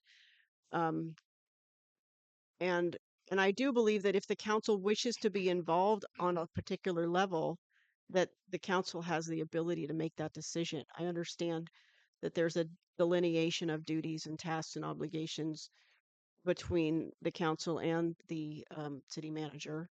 Um, but I also believe that if the council wishes to have an involvement on any particular level, then that's possible. And I'm not asking that you contact an ad hoc committee every time you need to make a phone call or you receive a phone call, but I imagine some of your communications are are in written form, and an ad hoc committee would allow you to share that. And also, when you have a organized meeting like you did last week, the ad hoc committee could be invited to attend. Um, you wouldn't have to necessarily schedule that around other people's schedules if they weren't able to attend, but you could make that offer and they would have the opportunity. So I'm not asking you to change the way you do business, but I think that when there's um, certain coordinated meetings or conferences or whatever the case might be, that it's okay to involve council at that level. I think we're diverging from our Yeah, original I'd like to topic. get this. So how I would proposal, if everyone's comfortable with it, um, why don't we go ahead and hold off on forming the ad hoc committee? Um, Mandy, would you mind including me in correspondence for a week or a couple weeks Sure. until we have another council meeting? And then we'll wait for a ruling from legal to determine if we can and cannot do this. Yeah, that's And if it's totally fine. overstepping, is that I an mean, okay? it's not like a robust, back and forth emails, it's really very much, those dialogues, phone calls, taking place at this point. So, Okay. but I'm happy to do that. That's fine. I mean, and if you don't feel comfortable doing that, I'm happy to exclude myself There's from it. nothing, you I know what? know. And honestly, all my stuff is subject to a PRA, so it's okay. Anything I put down is fully available. Thank you so much. Any further discussion from council? Um, Mandy, so me and you go ahead and reach out to legal and we'll get a ruling on that and then go from Sure. there. Okay, great. Oh, go ahead. Go ahead. Um, do you have any kind of timeline, what you would suggest on really intense negotiations? If we have a click off at June Mhm. 30th, really like May 1st would sort of be ideal to have it buttoned up. Yeah. Yeah. I've been trying to kind of think, we've been kind of uh working on this path. We've been putting a lot of effort into the Ferndale situation. And like I said, I think it's given us a lot of really good information. Part of our problem with the other jurisdictions is our location. Ferndale, Riadell, they all work really well together because they're like next door neighbors. So that's easy. And we're hoping in Trinidad and Blue, we're like a little bit closer, but we're so far away from the others that it's starting to feel like the logistics are starting to get a little bit difficult. If you get to know the reasonable or smart goal would be Yeah, May I 1st. would say, yeah, yeah, yeah. I mean, we're definitely going to have a conversation with the sheriff and ask for, a presentation of a proposal. There are some, trigger dates within the existing contract. Um, and I think those I think it's March is when those conversations first start to take place. So if the sheriff is proposing to send us a cost proposal, that's great. Like I said, I do want to continue to reach out. I think Arcata could really be a good option, but things take time too. So it may be, an extension of our existing contract with the sheriff as we're working towards a proposal that's being developed with another entity. I don't think the sheriff really cares one way or another whether he provides service to Blue Lake. I mean, that's basically what he's told us anyways. So I don't think we're not, if Blue Lake were to branch off to someone else, it's no hard feelings. If he continues to get the contract, hey, it's $190,000 in the bank. So There's I a mean, clause in that contract where either party can terminate with a 60-day notice. mhm, So if we got something worked out halfway mhm, through the year, we have that option. Great. yeah. All right. Are we ready to move on to our next item, which is the Yes. Power Creeks flooding discussion? One moment here. The council requested that a discussion item regarding the flooding along Powers Creek be placed on the agenda. Staff is prepared to provide an update on the flooding, the creek restoration project, and the actions that the city has taken to mitigate flood impacts. I'll go ahead and open the floor up to City Manager Mager for this. Yeah, so I wanted to provide the council with kind of an update, a status update of the Powers Creek project, along with the opportunity to talk a little bit about the flooding impacts that we've been having, and what kind of our timeframes are for project creek improvements, as well as working with private landowners to help mitigate some of the ongoing flooding. I think everyone's pretty aware that Powers Creek has really um, kind of degraded over the years.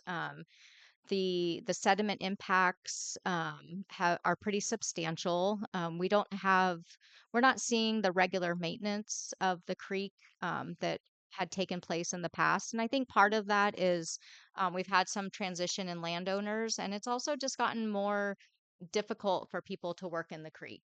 It's an anadromous stream. It's very much on the radar of our resource agencies, and it's difficult these days to do work, to do in-stream work. Um, you have to go through a pretty robust permitting process. There's some restrictions, time frame restrictions. We have to be very cognizant of different species, not only fish and aquatic species, but also birds. And other habitat that is, surrounding the creek. So I think over time, some of that regular maintenance has just kind of dropped off. We definitely have some continued flood impacts coming from the property located along Hatchery Road. We're seeing kind of regular pop outs now on the east and west side of that property. The west side impacts go down Charton Road. Um, go into the horse arena. They kind of overtake our detention basin for stormwater, and cause the increased flooding at the horse arena area and the kind of the intersection of Broderick and Charton. We've been seeing that happen more regularly this year. We had those flood impacts last year, but we've had 2 or 3 events this year already where we've seen that increased flooding. Um, the creek is also popping out on the east side and flooding down Hatchery Road, which is causing impacts to the neighboring properties. And last year, what we saw was some vegetation that had come down during the high water that popped the creek out. And so, really, what needs to happen is there needs to be a lot of sediment removal. Um, Part of the restoration project that we're working on with the Bottawat Watershed Council is the design, engineering, and permitting of a full-scale restoration project that is designed for habitat but also flood mitigation. So, in looking at those designs, it's a large scale restoration. It'll pull out all the invasives, remove a large amount of gravel and sediment from the creek, and then recontour the creek to be um, to have more capacity for anadromous activity, fish bearing, also replanting of native species for vegetation to promote wildlife and make it a healthier watershed. So there's kind of a couple things happening right now. There's kind of the ongoing maintenance, the emergency maintenance stuff, and then kind of the longer term restoration projects. We all know that Powers Creek has been impacted in several ways over the years. It was originally contoured by the McIntosh Mill when they put in the log ponds. They basically trenched it, and we lovingly referred to it as the ditch, and that's really what it became, because they took away a lot of the capacity of the creek to have any kind of natural formation. So it really was channelized, and we can see that it's been channelized through the city. The whole way it goes through town, it's got barriers on both sides. It's got concrete barriers right in the middle of town. And so, it's got a lot of impacts, but it still has a lot of capacity for fish and aquatics. So it's definitely a creek worth saving. And so what we've been trying to do is work with private landowners to get the permits, get into the creek, do some vegetation removal. But really, the large scale sediment removal is probably something that's a little bit beyond the capacity of the normal landowner. I mean, you're talking about taking heavy equipment in, a backhoe, scooping that gravel. Where do you take it? How much can you take out? The permits are fairly costly, so we've been trying to um, kind of put a band-aid on it a bit with the property owners, while at the same time pushing really hard to get to a point where we can do a full restoration project. The city did a lot of vegetation removal this year on our properties. I had to go through the permitting process and through CDFW and, fill out tons and tons of, forms and applications. And, we had to have an environmental determination and everything. And we were able to, get that permit finally and get into the creek and do some removal by the town square, because there was some large scale impacts there and a lot of vegetation that was causing problems. We can't just go on private property and do that. So we're a little bit limited, but we definitely are. It definitely is on our radar. Um, and it's, like I said, it's kind of the short term fix and the long term project that's really going to reap the most benefit.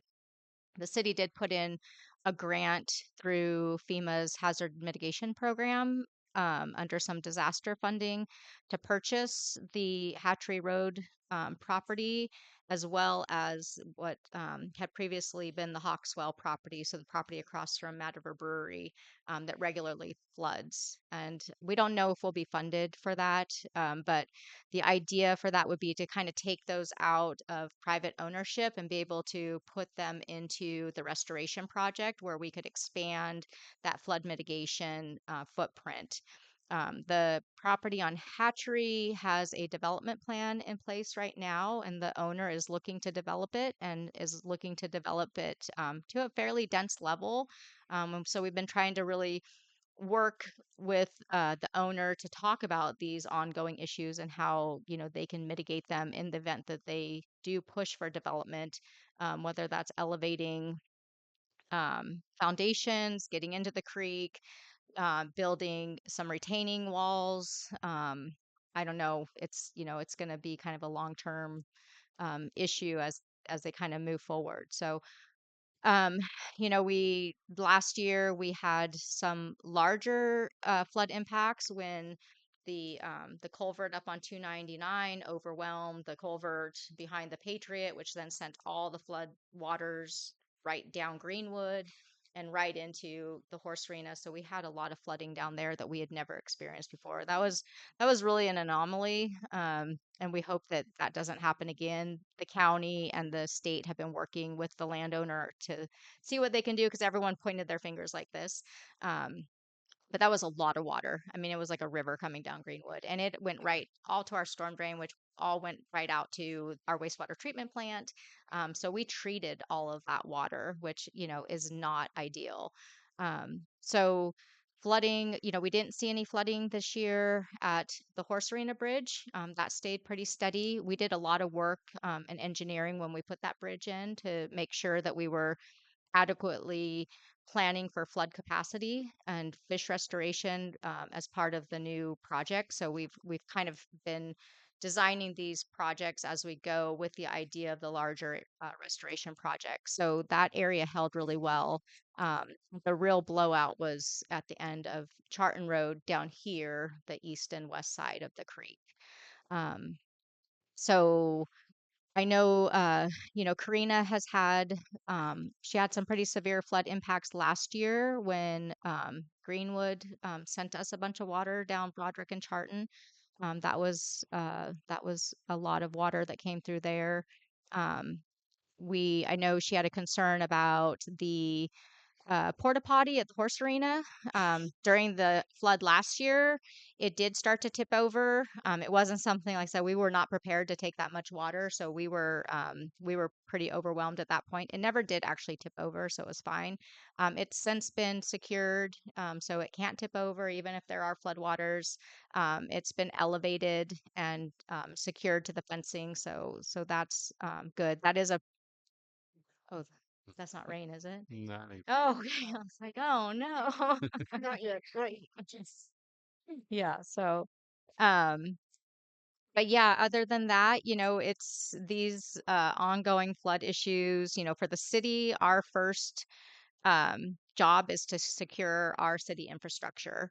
The first thing that we do is we make sure that all of our lift stations are working, all our pumps are operational, that our wastewater treatment plant is operational, that we're not overcapacitating those systems so that we don't get a backup.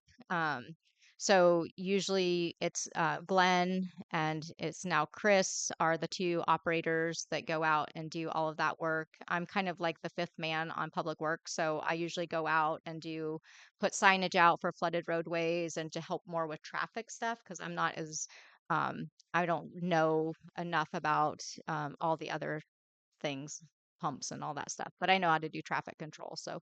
Um, so our staff goes out, they check for down trees, impacts, any type of impairments that create a hazard or a safety issue. Um, but that's really the extent of what we can do as a city. If someone's having an issue, a safety issue, the first call is 911. That's, our role is to secure infrastructure. If there's, a water break or a sewer break or something like that, then yeah, the city has a 24-hour line. We answer it. We'll respond 24 hours a day. But if it's a health and safety issue, that's a 911 call, and then dispatch will triage who comes and whether that's fire, sheriff, PG&E, whatever. But that's not the city's role. So that is probably what I have to offer as far as kind of a flood update. And I'm happy to take any questions. If you guys have ideas, I'm happy to take those as well. Mhm. I think the public's probably concern is everything that's happening for the horse arena, and if Mhm. that can be addressed in a quick and timely manner before we wait for the 3 or 4 years before whatever happens. So I Absolutely. think I Yeah. think that's the public's concern. Yeah, no, I So feel you. I live on Charton, so I have to drive through it. So yeah, it's definitely an impact.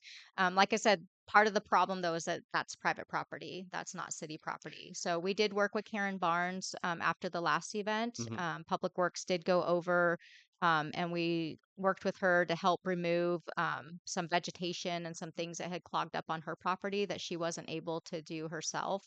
Um, and it got pretty precarious because it was muddy and trying to get a bucket into the creek and we have to be very careful because we can't subject ourselves to a permit violation on that creek because this is the time the fish are in the creeks. We've got steelhead and salmon coming up, so trying to do what we could to assist her But that's also private property too, that it's not the city's responsibility. We're just there to help as much as we can because we're all impacted by it. And we're happy to do that, but we are a little bit limited.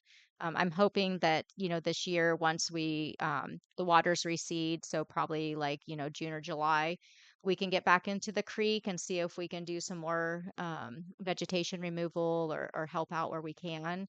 But we'll have to work with the property owners too, so that they have all the permits in place. That's really important because, like I said, we as a city, we can't take the chance of getting a violation through something like that. That could be very detrimental and costly. So, So is vegetation removal, if you don't disturb the soil, that requires permits? yeah, you have to be really careful and you have to be careful about the seasons because it's not just what's in the stream, but it's also what's in the vegetation. So we have different times of the season where we have different birds in that vegetation. The willow flycatcher is a big one. So it really does become an all habitat permit at that point. So could we potentially identify and come up with a project scope to, I'm not directing you, but Mhm. just come up with a Sure. project scope to deal with that problem specifically in the next 365 days? Yeah, like I said, it's because it's private property. We can't force someone, to go in and do this work. It's costly. You're talking about, heavy equipment coming in, and it's a little awkward. The placement, everything on the creek is narrow and it's hard to access. And you're talking, it's not like some areas we've actually have been permitted in the past to take a backhoe and drive it up the creek on our property to be able to take sediment out, where we could show that we were having these impacts. There's a lot of areas on the creek that are experiencing the flooding right now that you can't do that.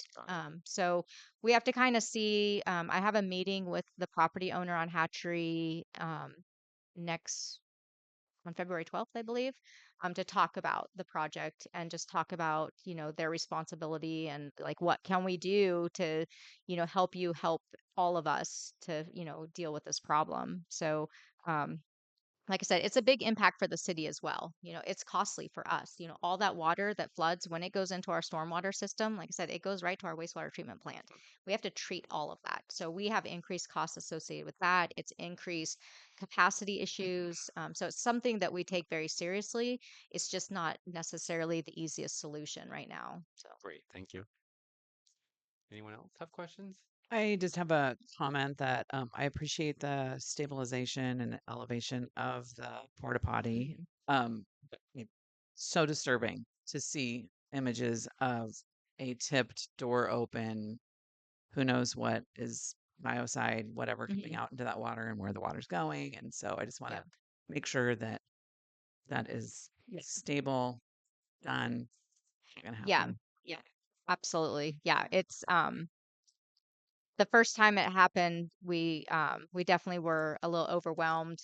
We couldn't even access it at that point. So someone did go in and like waded through and tried to throw a rope around it and kind of got it secured. But at that point, we were dealing with so many things happening at once. I mean, we had everyone and their brother was out trying to, figure out how to stop the flooding up there. We finally got the water diverted back, but then it started flooding another property. I mean, I think we went through like, I don't know, 500 sandbags. I mean, it was quite the event. So yeah, but I agree. So that's why, Glenn did go out and built a pad for it. And that's like Mr. Murray's here, so he knows how much that porta potty gets used by all the pickleball crew. So they were pretty hot on our tail too to make sure that porta potty did not get removed. We did remove it for a while because there was, the concerns about the floods, and so so we kind of caught it on all sides. People wanted it back, people didn't want it there, so we came up with the idea of elevating it and securing it so that it wouldn't be impacted. Yeah, it gets used a lot. Another comment? I do. Um, I think that we have several issues. We have what's going on with Powers Creek, and it sounds like you've got a good overview of identifying where that problem is, and then obviously the constraints of species and permits and private property, and that is complicating. But some of the flooding that is occurring, so that's one issue is the creek. And then we have another issue with a property owner specifically. And then we have kind of the general issue of how we're responding as a city to some of the things that are either our resources or our property. So I'm taking the Powers Creek thing off the table. But and I'm not going to get too far into the woods on this, but the flooding that is occurring at the property, the green property on Broderick, it's not just that it backed up from Powers Creek and up Broderick.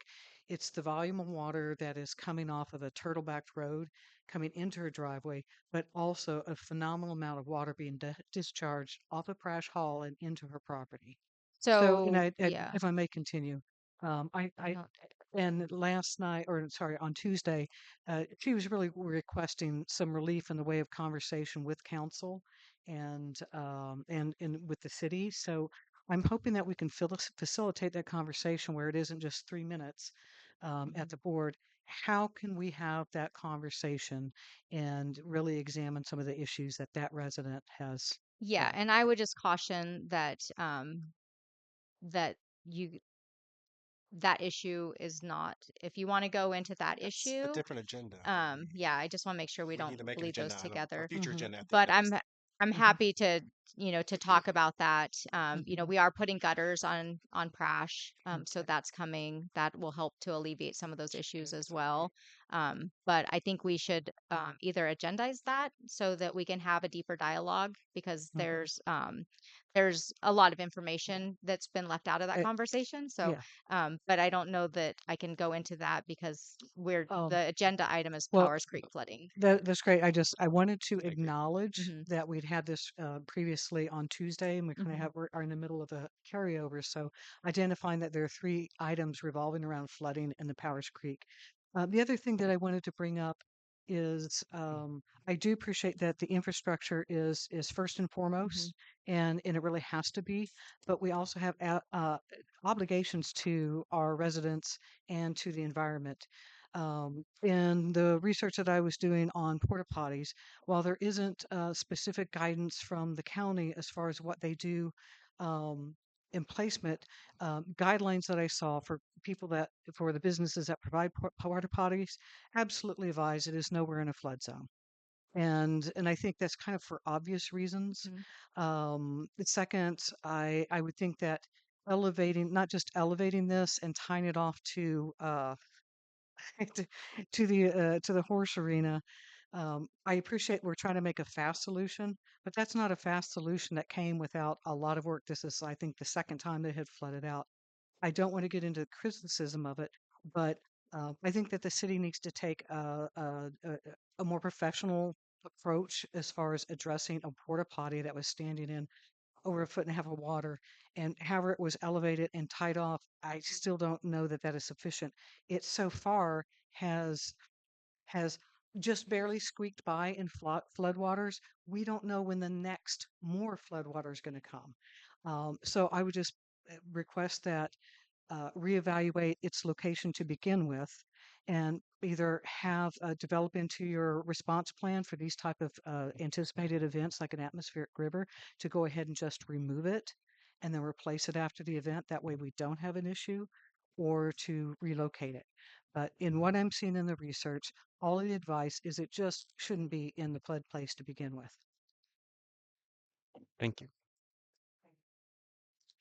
Any other discussion from council? I want to let everyone know we're at 20 minutes now, so I'm going to I take just out. like to really quickly, on the tail of that, if we want to keep that porta potty in that general location, I don't see why we can't build a platform, a permanent platform for it and get it up to a couple of feet above ground level, so it's not going to be an issue. I would imagine there's some space. Yeah. Well, it's not, it's already not accessible, I don't think, right? It's not a handicapped It's not an version. ADA, but if we start to build infrastructure, then we have to address that. Okay. Yeah. Well, and I noticed there's still not a porta potty on a town square. No, not where yet. So there's going to be one. Mhm. Is it possible that that one could replace the one that's down there? Well, the one at the horse arena gets used a lot. We have, I mean, our pickleball our pickleball group is very robust and they play like every day. And they use that routinely along with everyone walking and the people that use the horse arena. So it does get used quite a bit.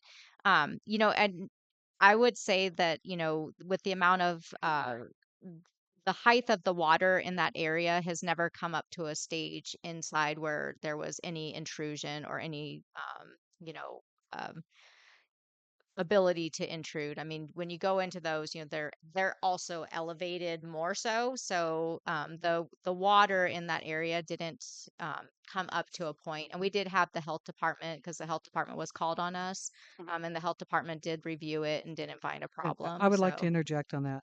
The yeah. health department was called because because I'll just say City Hall as a general um, refused to move or relocate or address it, and That's not that's a bit true. problematic. And to have the county come out and see that identify as an issue, and part of the issue it isn't that it's okay it didn't tip over, it's that it could tip over, and if it does, it is introducing biocides into what we've already identified is an anadromous stream.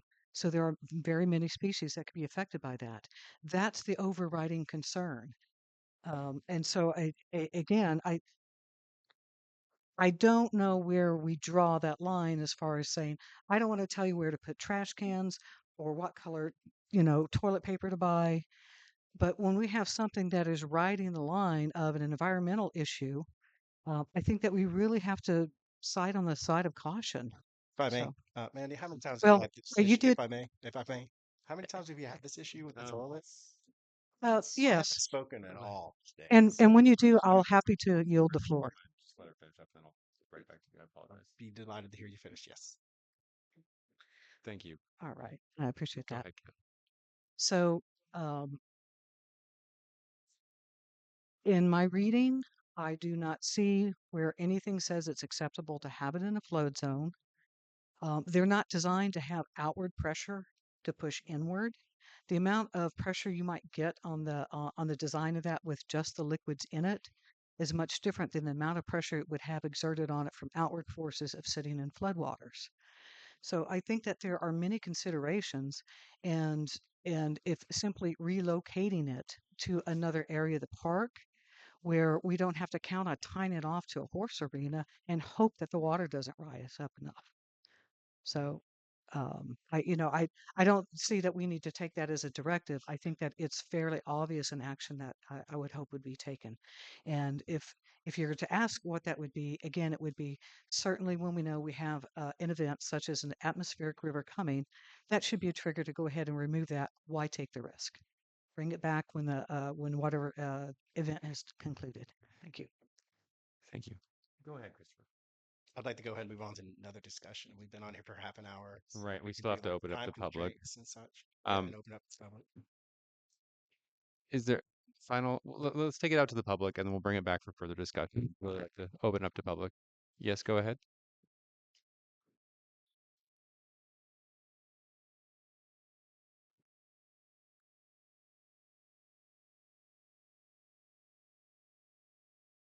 Just so you know, the name of the creek is Dave Powers Creek. It's not just Powers. It's named after that here and originally was Major People's Lake. But I thought that'd be interesting for you to know. I was engaged in dealing with this years ago. It was a dark and stormy night, and we were down on the river bar out here trying to save our sewer treatment plant. And I had every single dump truck and everybody around doing this. So the flooding is something I'm quite familiar with. Historically, Ray Russo used to drive his D6 or 7 or what he have it down and took the gravel out. I had permission to go ahead and set up a gravel extraction area behind the plant there, and that never was followed through. So we for 10 years here, we haven't really been addressing a problem, and this is a major concern to me. And now I think, and this is a question for your staff: how much have we spent on this project? And I don't think we've turned a shovel as far as any kind of solution to the project. So I strongly suggest that we get this information from your staff. Strongly suggest we move forward. And I'll be quite direct with you. If we need a grant for this to help out the property owners, I'm happy to contact Roy O'Connor on the phone. Roy will say, Kent, call this person and this grant will come to the top level. that's a working relationship. So happy to use the skills that I have to solve the problem. It's just all we have to do is reach out to the right people, and it's who you know. And I'm guessing there's a grant for your property owners out there too. So there's a whole bunch of money. Roy said the other day there's a whole bunch of money for these kind of projects. We just need to have staff go ahead, let us know what we need, and the funding is easy to obtain. And these people don't need to have the continued problem they have. I strongly support people going out and without permits doing whatever they have to do because the permits are so hard. The fish have gone upstream and spawned already, to be honest with you. We all know the fish have gone upstream, spawned. Wonderful year for that. Um, Sometimes you just have to do what you have to do to keep your yard from flooding. And I strongly support us looking into the situation of the persons that are being flooded out by the water coming off of Crash Hall sooner rather than later. So the public is willing to help work on this project, and all we have to do is being able to reach out, know what you guys want, come up a list, have your staff come up with it, and there are those of us who will go ahead and lobby as best we can, and that's what we do. Thank you. It is Dave Powers Crick. Thank you very much. Yes, go ahead. As Dave Powers' great great granddaughter, I'd like to say, Kat, you're absolutely right about the porta potty. And I hope that's taken under some consideration. I mean, there's no reason it can't be moved, when we know a big storm is coming. So if I can help in any way on the restoration, I'd be willing to. Thank you. Great, thank you. Anyone else from the public? Or oh yeah, go ahead. Sorry.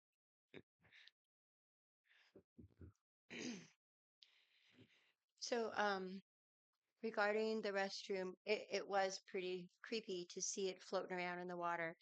Um, Honestly, I was kind of excited when I saw that there was going to be a restroom um, at the across from the post office, but we haven't got that yet because there are people like me who I have actually a mesh holding my bladder up. So when I gotta go, and so I need a restroom right away. So I loved the fact that we were going to have one there at City Hall, or excuse me, across from the post office.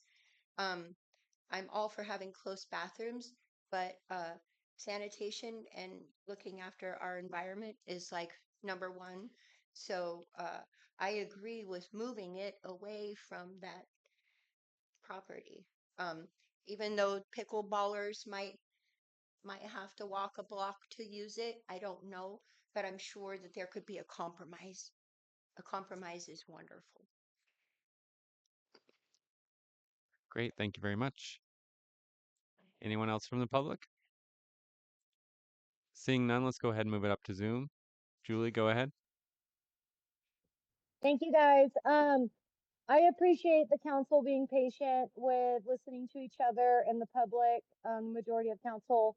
I've asked for a creek restoration update for quite a while now. If you guys have been paying attention, you're privy to me popping up with it because there's been a lot of thoughts, concerns, and discussion with this all the way back to 21 on Access Humboldt. There was some restoration done then through Mad River Alliance, now changed their name with Dave Farrell. They did based a lot of this work in the past off volunteers, like Mandy said, the city. But if these private property owners are really having an issue, like let's figure out how we do the permitting process for them in a way of a pro bono, where we're not taking land from them, we're not taking any because just like across the river, we're trying to work on getting other properties that don't belong to us. I have to giggle about the bathroom though, you guys. Think about how many people do their business during the summer at the river. I have been an advocate for years about restrooms down at the river bar, not only because of the trespassing on other people's property to do that, but in our riverway, like what that little B&B did during the flood is got nothing compared to what people do during our summertime. But right up there on the corner next to the tennis court where we bulbed out the parking there. I think that'd be a great spot for the bathroom just to close that up. But we've got over 600 grand the city and Mad River Alliance already received for planning and engineering. Like, let's get Dave in here. Let's get a real Powers Creek update restoration so that we can have more dialogue because we always get blamed as the public talking online about subjects, but you guys have to realize we only get 3 minutes and you guys aren't supposed to rebuttal. And so we appreciate a council that we elected asking all the questions that you did tonight. You are never a waste of our time. And I appreciate all of you in digging deep and asking to have even more discussion time. Thank you. Very much. All right. Final call for comment. Seeing none, I'm going to go ahead and pull it back to council for any final comment. I do encourage everyone. There's a watershed council meeting at the end of the month that's been scheduled. I don't remember the exact date, but definitely look it up and let's all get out there since we're all engaged and all into it. There's some solutions that we can work for. So come on out. Great, thank you. There's, is that their standard meeting? Or is something else? The date was just decided a few days ago, if not 4 or 5 days ago, something like Because there's an upcoming meeting about the Powers Creek Restoration Project, and I don't know if that's open to everybody. It's going to be here. Yeah, I'm not sure either. I'm not sure about the bill. I just know that, yeah, got the invite. Okay. Mandy, do you know the day on that for sure? The 15th. Off the top of my head, I don't. Okay, great, no problem. But yeah, but it will be open to the public and everyone. Yeah. This was just a discussion item, is that correct? Sorry, before it was labeled. So okay, great. Thank you. All right. Moving on to the next item. Give me 1 second here while I load it up. We have council correspondence. Yes. You guys have a letter from Lori Ponte. And just to confirm, there's no comment or public comment on correspondence, is that correct? There have When I just I've all received it that came and was asked to be given as council correspondence.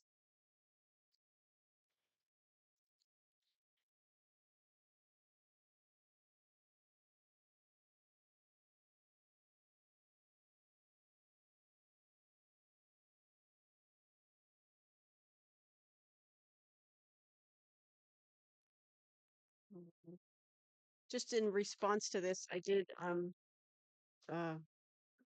Mandy and I had a about the website and updating website. So it's been clarified that staff will be updating any commission appointments on the site so that that is going to be kept current. And also there's additional information that's on the Mattiac paper Mattiac notice. Mandy did post that to the website, and it's also posted in physical locations. After we had that conversation, I did look at the website, Mandy, and it looked like there hadn't been an update to the Planning Commission. Though some of those dates were still expired. So that was last night. I don't know if you got to that today. I did not get to I didn't see the planning commission. Okay. No. So hopefully we're all gonna get on the same page on all that and in all the right places. I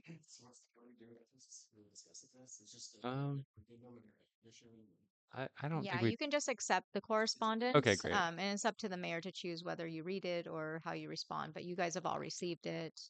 So basically we file it as council correspondence. What's the wish of what's the wish of the council?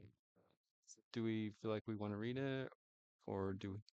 I think just a quick clarification of the distinction from others or not, but I don't know this necessarily. Could be helpful if we can keep it. Sure. Yeah. Yeah. It's my understanding that a council can't serve as liaison with the public, the planning commission, because Mandy's going to tell me why. I can't remember. Yeah, and I did respond to Lori's email and explained the difference between the planning commission and our other commissions. So the city council is the appellant body of the planning commission. So we don't have a liaison from the council because ultimately if there is an appeal, it comes to the council for resolve. So if you participate as a council member during the planning commission discussions and things, you have to recuse yourself from action as a council member. So that's why those separations are there. And the Planning Commission actually is an action-based commission where all of the rest of our commissions are just advisory. But the Planning Commission can take action for specific reasons that then can come to the council. Great, thank you. All right, are we ready to move on to item 14? Great. Moving on to item 14, and this is the consent agenda. Does anyone want anything pulled? Yes, I would like to pull every item off the consent agenda, please. Okay. Um, all right, let's go ahead and go one by one. Yeah, learning. Are you learning them? So moving on to item number A, City Council meeting minutes, September 24th, 2025. And that should actually be 2024. I apologize. It's okay. I think it did a check on it. It's correct and everything else. For some reason on the agenda, it changed it. You want to pull? What does that mean? When you pull something off the consent, it gives you the ability to discuss it. Aha. If you leave it on the consent, Oh, you approve the entire thing with one motion without discussion. thank you for the clarification. So we're going to be talking for a minute. If I may start with September. Yes. Okay, the September minutes, it looks like in the November minutes that we actually moved to approve them. We moved to approve the September minutes. However, because there were some corrections in the November meeting to the September minutes, but the corrections don't look like they were completed. So one Oh. of the corrections was, if I may. I thought we didn't have Well, any. I mean, when we get to November, we can double check. But Okay. then we do go over it in the November minutes. And one of the requests was that my name be spelled correctly. I think it was Melinda as the an attendee, and instead of it getting corrected to Michelle Lewis Lusso, it actually just disappeared. So my name is no longer on the September 24th meeting, but I was there. I was there. And then something that I missed on the very last page of the minutes, if you start at the top of the page and go down, Councilmember Scafani, City Manager Major, then Mayor Jones, the sentence runs off and into empty. It isn't completed. Questions if the document will be ready for ends, and then the sentence ends. Which number? Number 11, and it's so the last page toward the top, and it's under Mayor Jones, first Mayor Jones.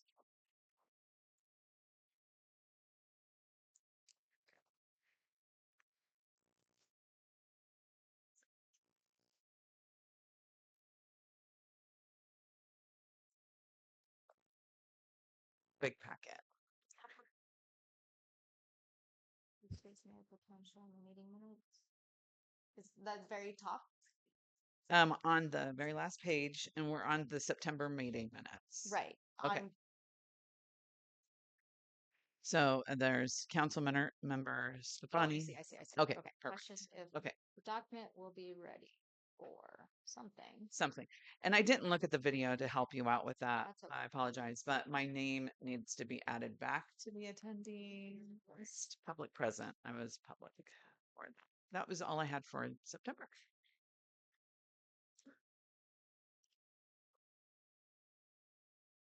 Does anyone else have any comments on the minutes from September? Nope. Great. And if I let's just see if I had my meeting minutes, I might be able to fill that in, and you guys could approve it with the tablets. It's probably going to be in a different binder. And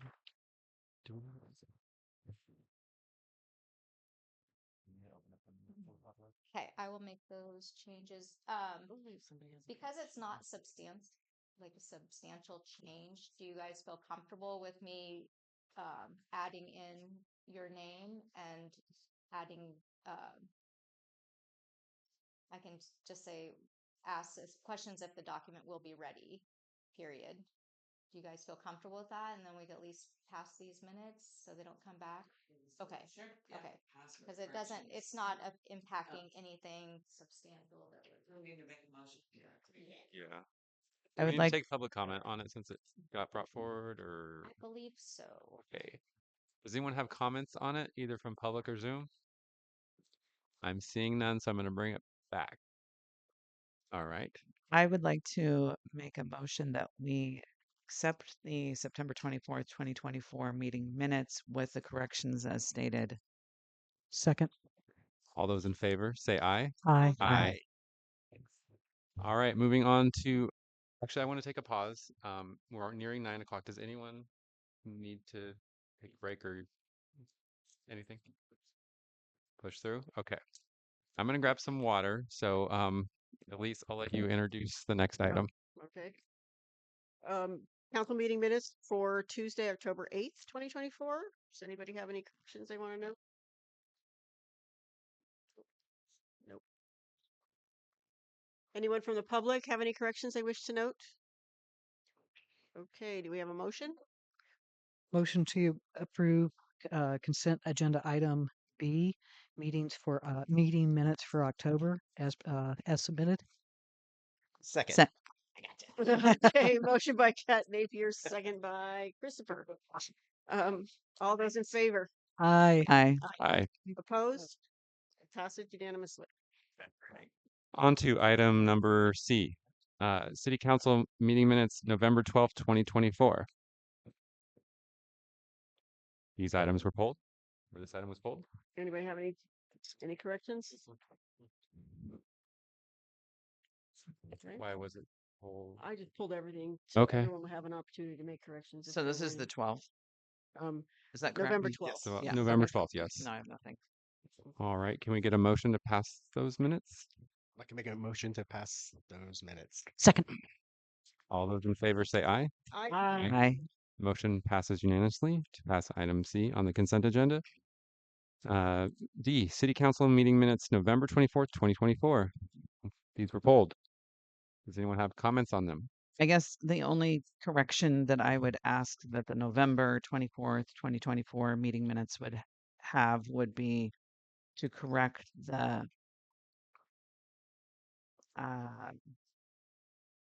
motion or correct the September 24th meeting minutes directive.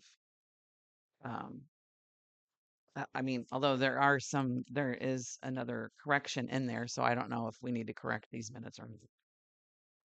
The question is, do we correct the correction? I don't. I mean, Oh, well,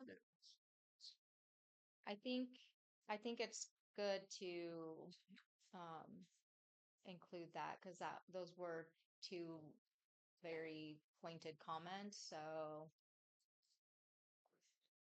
yes, what's I guess then it just and it really doesn't.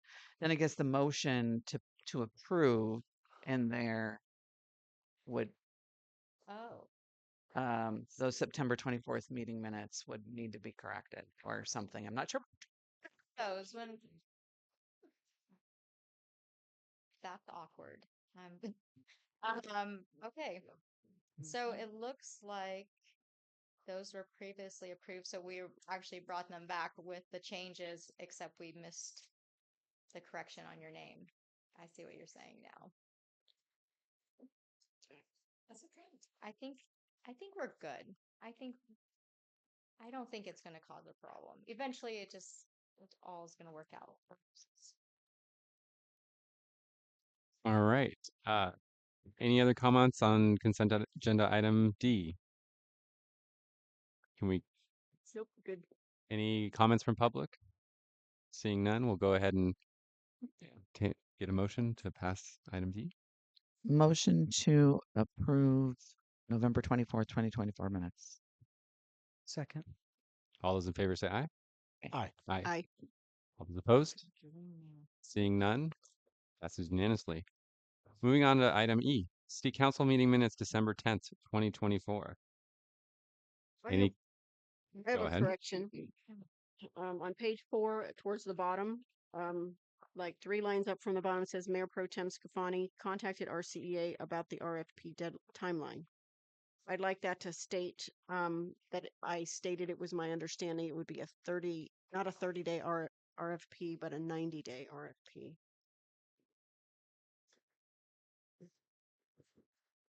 What page are you on? Page 4, sorry. And you come up from the bottom 3 lines. Should contact RCEA? Mm-hmm. Okay.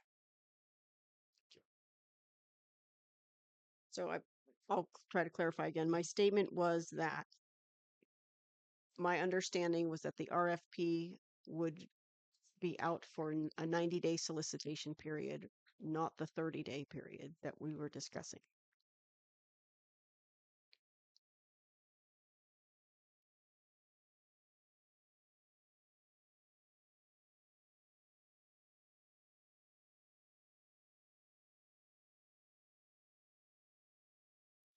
Any other proposed modifications or amendments? You're in? No, you're good. Just make sure. Can we get a motion to pass those minutes for item E? Are we on E? I think we're on E, right? Yeah. On consent agenda item E, can we get a motion to pass that? Things in normal. Motion to pass item E on the consent agenda. Second. All those in favor say aye. Aye. Aye. Aye. All those opposed? Lisa, did you aye? I eyed. Great. Passes unanimously. Item number F, City Council meeting minutes, January 14th, 2025. This was pulled. Does anyone have any comments on these minutes or need corrections? Oh, I didn't even have a chance to look at them. Anybody? Did anybody approve them? It looked fine for me. Anyone from the public wish to comment on those items? Some jumped out. Seeing none, can we get a motion to pass consent agenda item F? Motion to pass consent, whatever F, whatever it's called. Second. All those in favor say aye. Aye. Aye. All those opposed? Elise, did you? Sorry, that was my silent eye. Okay. Yeah. All right. I So distracted motion to pass consent agenda item F passes unanimously. On to item G, warrants and disbursements in December 2024. Does anyone have any comments on this? Anyone from public wish to comment on this? Anyone on Zoom? Thank you. Can we You get? have a comment. Okay, great. I usually run down these things and look at things that have items that have big numbers, such as check number 12555 to SHN for $7,091.25. This is the first page. And I would really like to see some invoices from SHN or more detail on these that talk about the different things that they're doing, because we spend quite a bit of dollars with SHN, and so it'd be helpful to see a little more detail on those items. And then I'm looking at the next page, 12573, to Mercer Fraser for $30,000 even. Do we know what that was for? Yeah, so that was the road paving work that we had them do through our RMR funds. So when they were out paving Greenwood, we had them also pave sections of C Street. What's the one by the town square? Is that First? G Oh, G yeah. Street? And a couple of other locations in town. It's too hard. So that was the 29-ish thousand that we approved to go. That's that separate grant fund that we talked about a few months ago. Yeah, so we receive road maintenance rehabilitation funds from the state, and each year we allocate those funds for road maintenance activities. And this year we had allocated those funds for additional, usually they're maintenance based, so paving, it usually goes to like pothole repair and general paving. This year, because Mercer Fraser was paving on Greenwood, we were able to extend the paving options in the town and get a cheaper rate because we didn't have to pay for mobilization. So, So you said they did C Street and something on C G Street, in front of the town square, and there were a couple of other down on Hatchery, um, and a couple of other locations that Glenn had identified as areas of need. Okay. Um, so Sequoia Construction on the town square, 12,580. Is that a balance left over then for construction? Or is there more to come for that? No, that's the final payout for Sequoia. Okay. Um, and 12,597, is that the final payout to RAO? No. We have not paid out the final invoice for REO.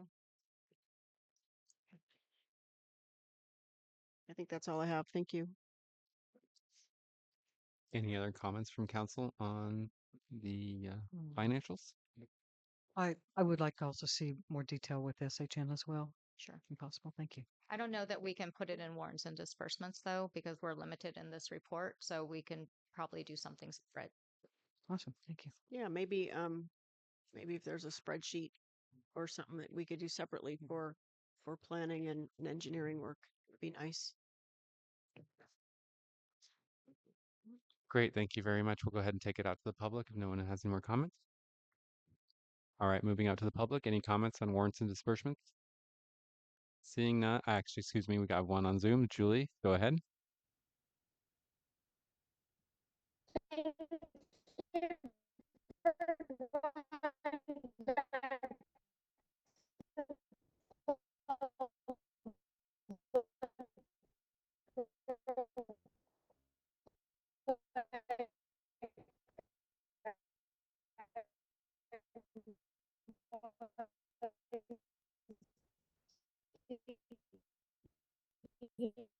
Blowing bubbles with sheep.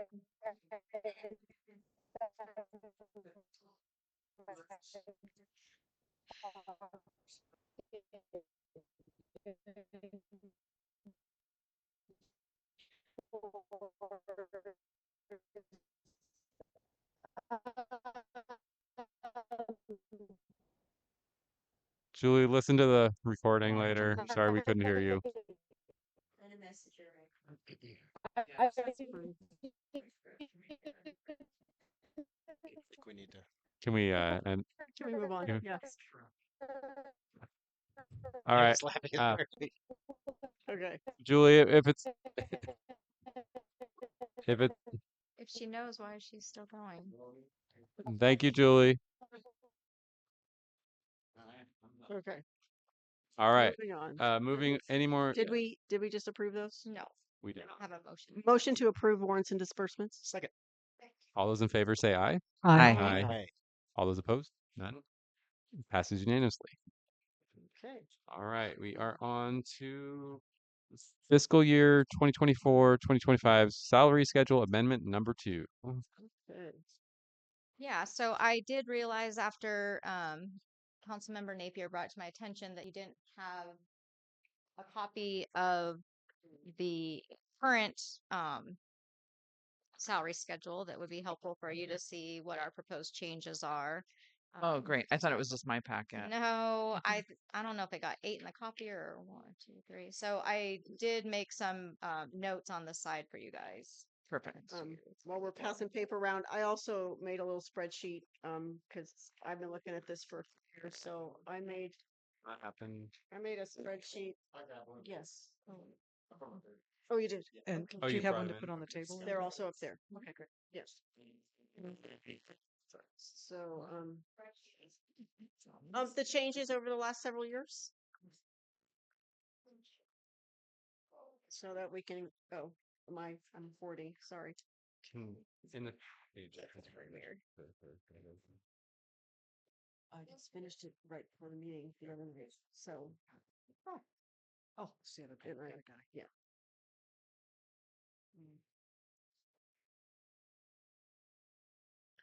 I'm, do we begin with some questions or where are we, Mayor? I think Mandy was going to speak Mhm. on the matter, and then let's go ahead and have questions. Is that okay, Mandy? Yeah, that would, Okay. yeah, I think it'd be helpful to explain what we're proposing. Okay. So as you know, the minimum wage changed on January 1st, 2025. So we have a couple of position line items that we needed to increase that hadn't quite met that 1650 threshold. And in doing that, I needed to bring into kind of bring up to par some of the other positions just to kind of reflect the progressiveness of the salary scale. So I'm proposing to increase our office assistant rec specialist position. This is a very entry level position. This is like our first year kids, the 15-year-olds at skating, maybe working a break camp. We start that at the very start of minimum wage, but they are given opportunities as they progress to move over. And we do like to progress them over as they gain skill sets because they don't cost us a lot. They're not benefited. They work very minimal hours. So and you know it's nice to be able to show some progress for them as they gain skill sets and reward them for that. But we do like to reserve that as an entry level position. Um, the rec coordinator position is just kind of a cleanup. It was starting at $17. We didn't have another $17 position on here, so we changed it to 1706. I am going to combine the line item for the rec coordinator and the public works maintenance worker one on the same line. I don't know why I didn't catch that. Um, the public works operator, the starting amount for that had been 1844. I'm moving that over to 1956 just to kind of bring it more into par with some of the comparisons. But I don't have anyone. This isn't really affecting anyone's wages. There's a couple people that'll get tweaked a little bit, but it's very minimal. I think we're, you know, talking a few cents on anyone that needs to be needs to be changed. Most of our staff is already like towards the middle point of the wage scale, anyways. Um, and then the administrative accounting specialist one and two, that was done because we have several job descriptions that are kind of outdated. So Vicky and I have been working on updating our job descriptions, and so I'm proposing to take our accounting specialist and our higher level administrative assistant and combining that because that's currently how we're structured. So we're proposing just to combine those two job descriptions into the administrative accounting specialist one and two. And so I took kind of the middle between the two and started that at the 1977. And like I said, it doesn't affect anyone's wages now because my staff is already bumped over on this scale anyways. The finance manager, that one I am proposing to basically lop off about 6 levels because the wage rate for that position was so incredibly low. It hadn't been looked at for years. Vicky's been in that position for 30 years. So she is literally was at the very end of the scale and bumped down to longevity. So the pay scale didn't make sense. So I lopped off 6. I did wage comparisons. Um, Even looking at some of the smaller cities and stuff, you know, this is the 2827 is kind of an entry level position, but we have made an offer for a finance manager. And so this is a good starting spot and it gives a lot of flexibility to progress over the years. So this was really just moving the scale to the left and taking off, you know, those very low numbers that we had had just kind of as historical numbers. So really, it like I said, there's not any real impact to our budget. It's just more getting the scale updated for the minimum wage, and then the one position that was really out of place. So So in this removed administrative assistant city clerk from the page. mhm. And why did you do that? Because we're combining those job duties. So the administrative accounting specialist 1 and 2 was the position that is a combination of the administrative specialist and the accounting specialist. And because everyone in my department in the front office are already a hybrid between the two, it didn't make sense to have two different job descriptions. So we took those two job descriptions, combined them into one because they do administrative work, but they also do accounting. So they do accounts payable, accounts receivable, they do the payroll, billings, and then also a lot of clerical duties, answering the phone, um, entering payments. So it's cleaner for us to have the job descriptions that more accurately reflect their job duties. Okay. But why isn't city clerk on the page anymore? The city clerk would be under the administrative accounting specialist 1, 2, but the goal was to change that to the contracted position if that's an option. If that's not an option, it's still under those same job descriptions because that's where it's always been anyways. All right. Well, I would ask that the words city clerk remain on the page in whichever category they would belong. We'll add it to the administrative accounting specialist, assistant rec director, and city clerk. I, I, I think that might be, never mind. Never mind. Okay, thank you. So, I, sorry.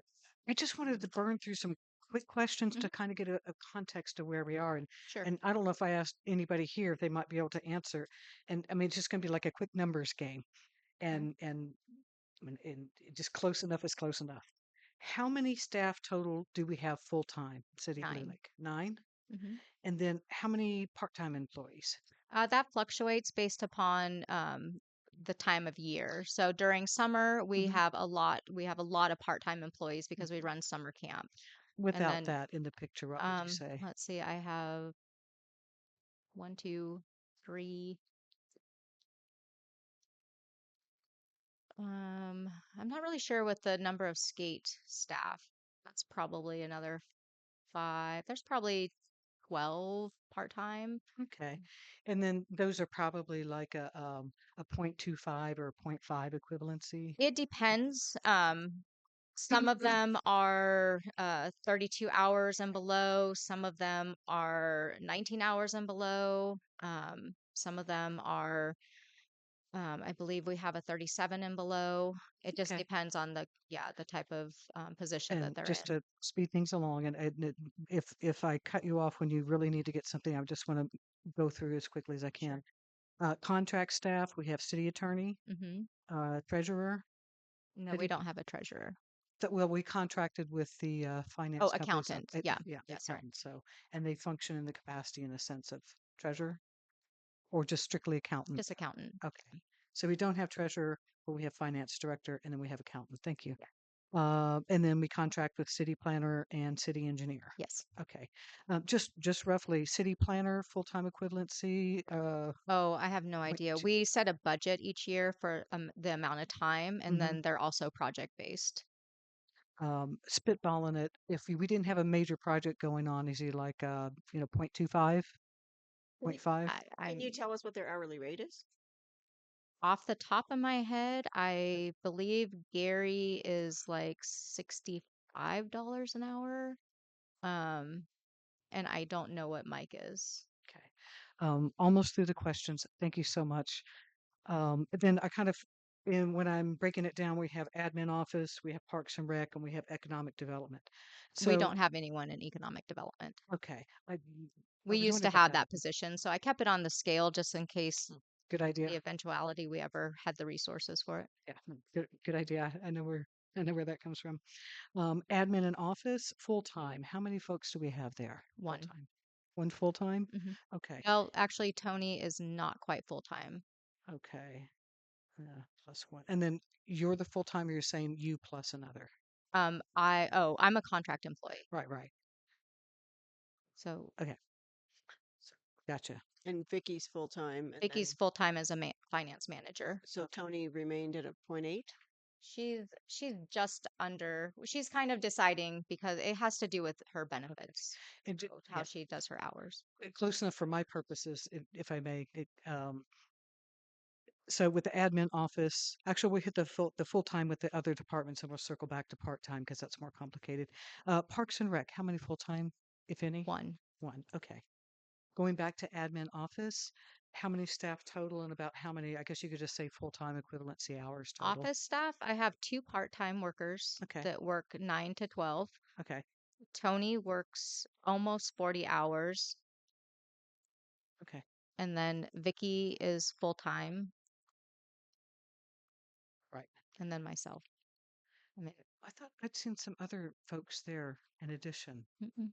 So, We used to have Annalie, but she was training to transfer to the finance manager so position. we have you, Vicky, Tony, and that's like pretty much That's the regular. full-time. Yeah. In And the then, mornings, I have Rosie and Melissa. okay, Rosie and Melissa. Mhm. Okay. Okay. Thank you. That was really helpful. And then Parks and Rec, kind of putting out the outside noise of seasonal kind of stuff, but just on a regular day to day, what do you think you have on part time? 2. One's not full-time, but we're planning on switching, hopefully going to full-time. And probably 20 hours or less on both part times, like a Ye- 0.25, 0.5. Sure. Yes. Okay. It helps me to put in context when I look at the different jobs descriptions and stuff. And then, well, where did I have it? Public Works. That's the other one. Public Works. Mm-hmm. What do we have in the way of Public Works? How many full time? How many part time? I have 4 full-time and Okay. 1 part-time. And that's Public Works Director Mm-hmm. full time, Mm-hmm. Public Works Superintendent Mm-hmm. full time, Public Works Supervising Operator full time. Yes. Okay. And And I have a maintenance worker, 1 and 2. And then another maintenance worker, 2 part-time. okay. So we have the 3 full time positions and then one No, I have 4 full-time positions. I have 2 maintenance workers, and then I have a superintendent and a supervising operator. And your maintenance workers, is your part-timer a maintenance worker And then one, one part-time maintenance worker. and he is a maintenance worker 1 or 2? Off the top of my head, I would say I think he's a 1. Okay. And your 2 full-timers, are they 2s or 3s? They are, I believe, a 1 and 2. All right. Just trying to fill out my grid here. So Public Works Director, Public Works Superintendent, Public Works Supervising Operator. No. I Are have a all public full-time? works superintendent. Oh, well, you're the director. I'm Correct. the public works I director. put that in the wrong spot. Okay. Yes, I know you are. Thank you. I knew that. That's offensive.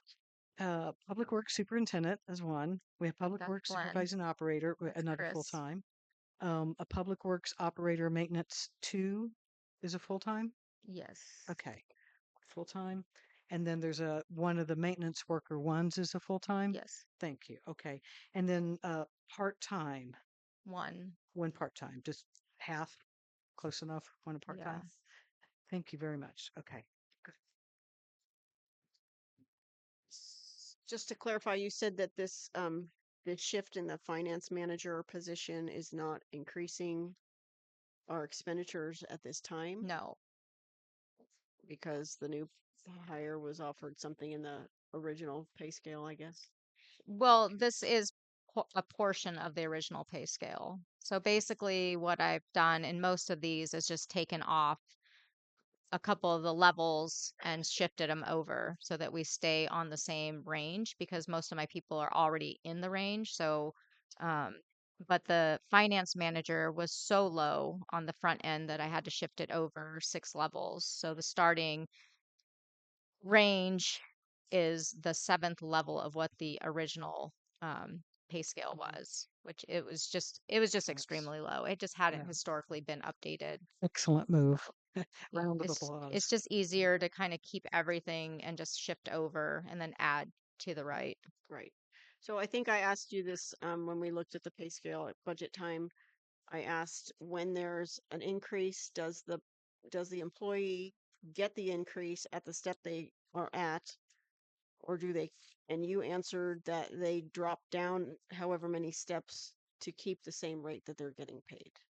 and then they get a step. They may get a step increase If at there's their an annual. adjustment to the pay scale that necessitates adjusting their wage, we will find the nearest wage rate that's reflective of what they were being paid at that time.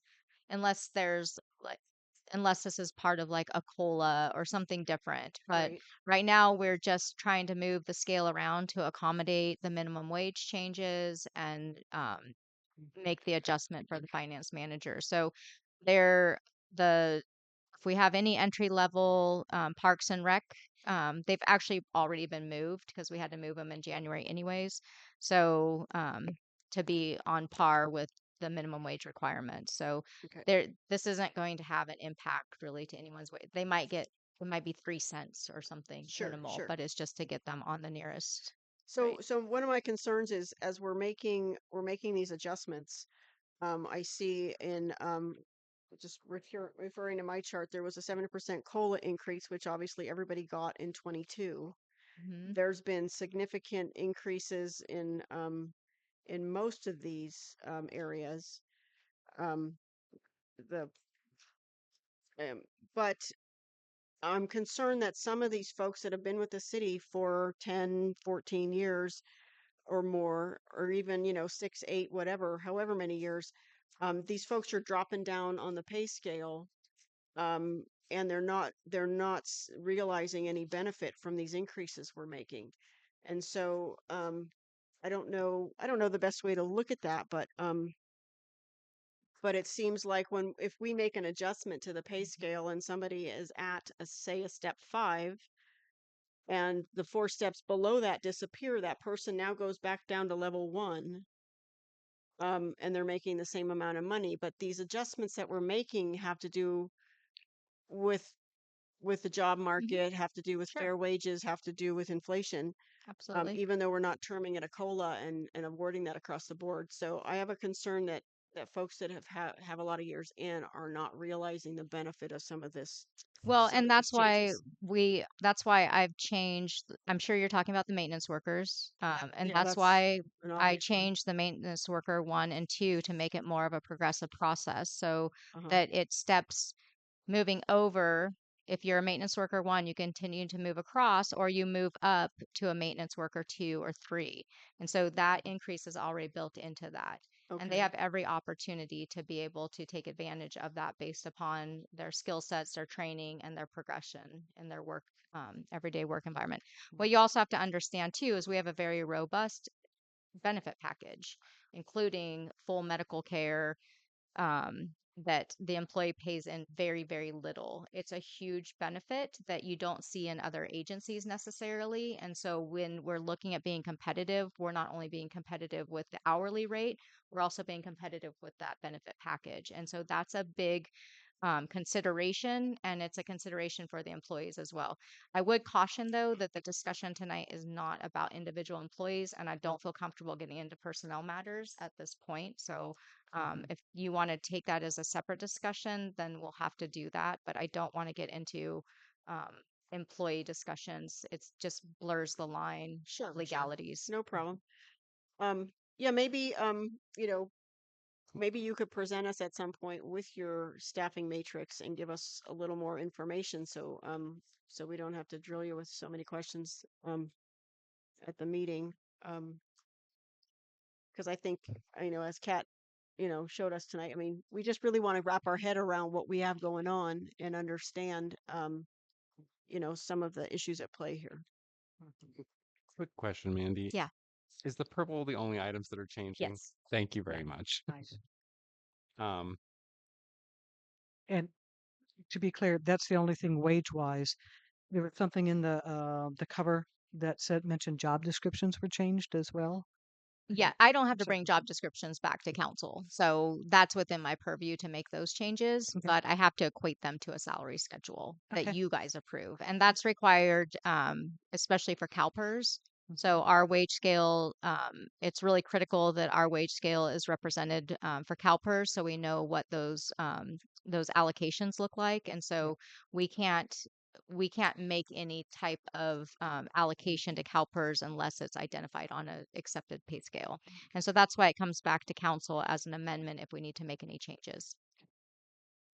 And if we were to make a motion to approve what we're approving of those items that are in the purple, that's really So the thing I that's would just be changed. asking that you approve amendment number 2 to the fiscal year 24-25 salary schedule with an effective date of, I believe it's February 3rd that we would be shooting for. So that lines up with a pay week. Well, and if this isn't the venue, but I do have questions on, and because, I know you're the public works director. I was just putting all the staff there, but then we have a superintendent, which is usually an Mm. operations view in dealing with staff and often Yeah, a working absolutely. position. That's Glenn. I mean, And Glenn then does the there's, day well, to I day. know, and a lot of that I really won't know who's in there. But then we have a public works supervising operator. But there's really, and so that's another supervisory type position. It And then we have a is. Yeah. public works operator and a maintenance. And So part of that is because of licensing. I So understand. part of the reason Mhm. why we have that position is because you have to hold certain licensings and certifications to operate wastewater treatment plants and water systems. And so you have to have that level of supervisory capacity and professional certifications. So it's more, you can be an operator at a lower level. And so that's an opportunity for our crew to bench up based upon their skill set allocation and acquisition. So you can start as an operator, but if you want to move up to those higher level certifications, then we have to have that higher level staffing I think title. this is we're getting a little further out. So perhaps we can put this as a future agenda item on discussing and understanding some of the different job descriptions. Sure. Or you could just come over to City Hall and I'm happy to go through that. I was gonna Exactly. I was gonna suggest that. I appreciate all the the questions.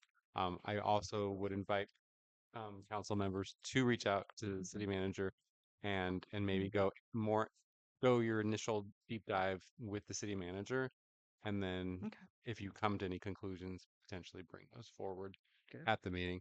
I'm just looking at how we can kind of streamline our meetings. We keep going into the 3 Yeah, hour we're mark. going long. And So on that same thread, any items of information that are provided to one council member, it's not okay for that council member to tell the other council members, but anything that the city manager provides to any one of us can then should be provided according to our policy to every council member.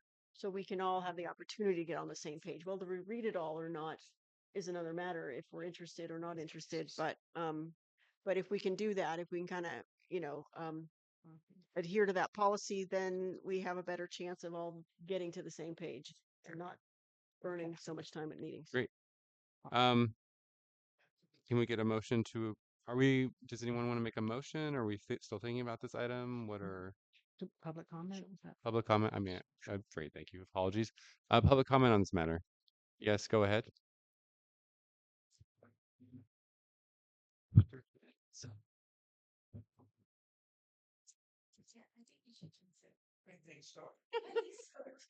I think I should get one of those lift chairs that pick me up. I would think the public and possibly you folks would like to know the rates, not in contract positions you have here, and I appreciate all the questions you had there. That's great to see people actually asking questions. That's a whole new thing. But the other contract positions we have here, such as what is our hourly rate for the attorney, and what is our hourly rate for our engineering expenses? I think those should be all here as far as being transparent. The other thing was the city manager mentioned earlier, or that it's not your discretion to change the job descriptions. That's within her purview. But I think, and don't know how that works, but I think you would like to see the changes that are made in job things, or I would like to see them if we're going to have major changes in a job position, and that enables us to reflect on somebody's getting a pay increase or something, not because it's just something I think we should all know, the job description, and that should be clear for all of us. So those are my only comments. So I'll sit back down somewhere closer by. Sounds good. So Mandy, could you add all those contract positions to this Sure. sheet, please? Thank you. Anyone else in public want to make a comment? Anyone on Zoom? Seeing none, I'll bring it back to council for potential discussion and adoption. Action. Does anyone want to make a motion? It sounded like a long one, and I don't have the sheet in front of me. So motion to approve. Somebody read that. Salary schedule amendment number 2, fiscal year 2024 to 2025. Okay. So we have a motion from Napier, a second from Fire. All those in favor say aye. Aye. Aye. All those opposed? Hearing none, the motion passes unanimously. All right. Fiscal year 2023-2024 budget amendment. Yeah, so this one feels a little awkward, but it is just a cleanup of some gas tax transfers.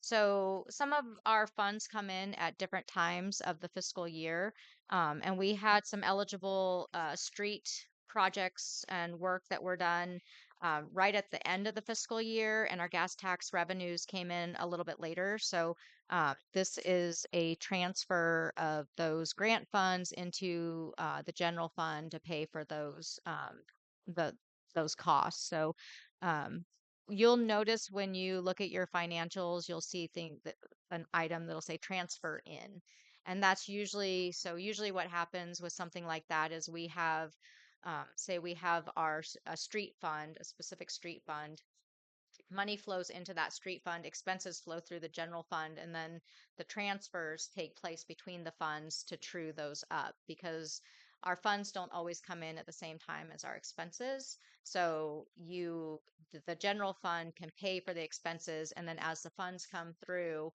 then we'll transfer those over to put back into the general fund.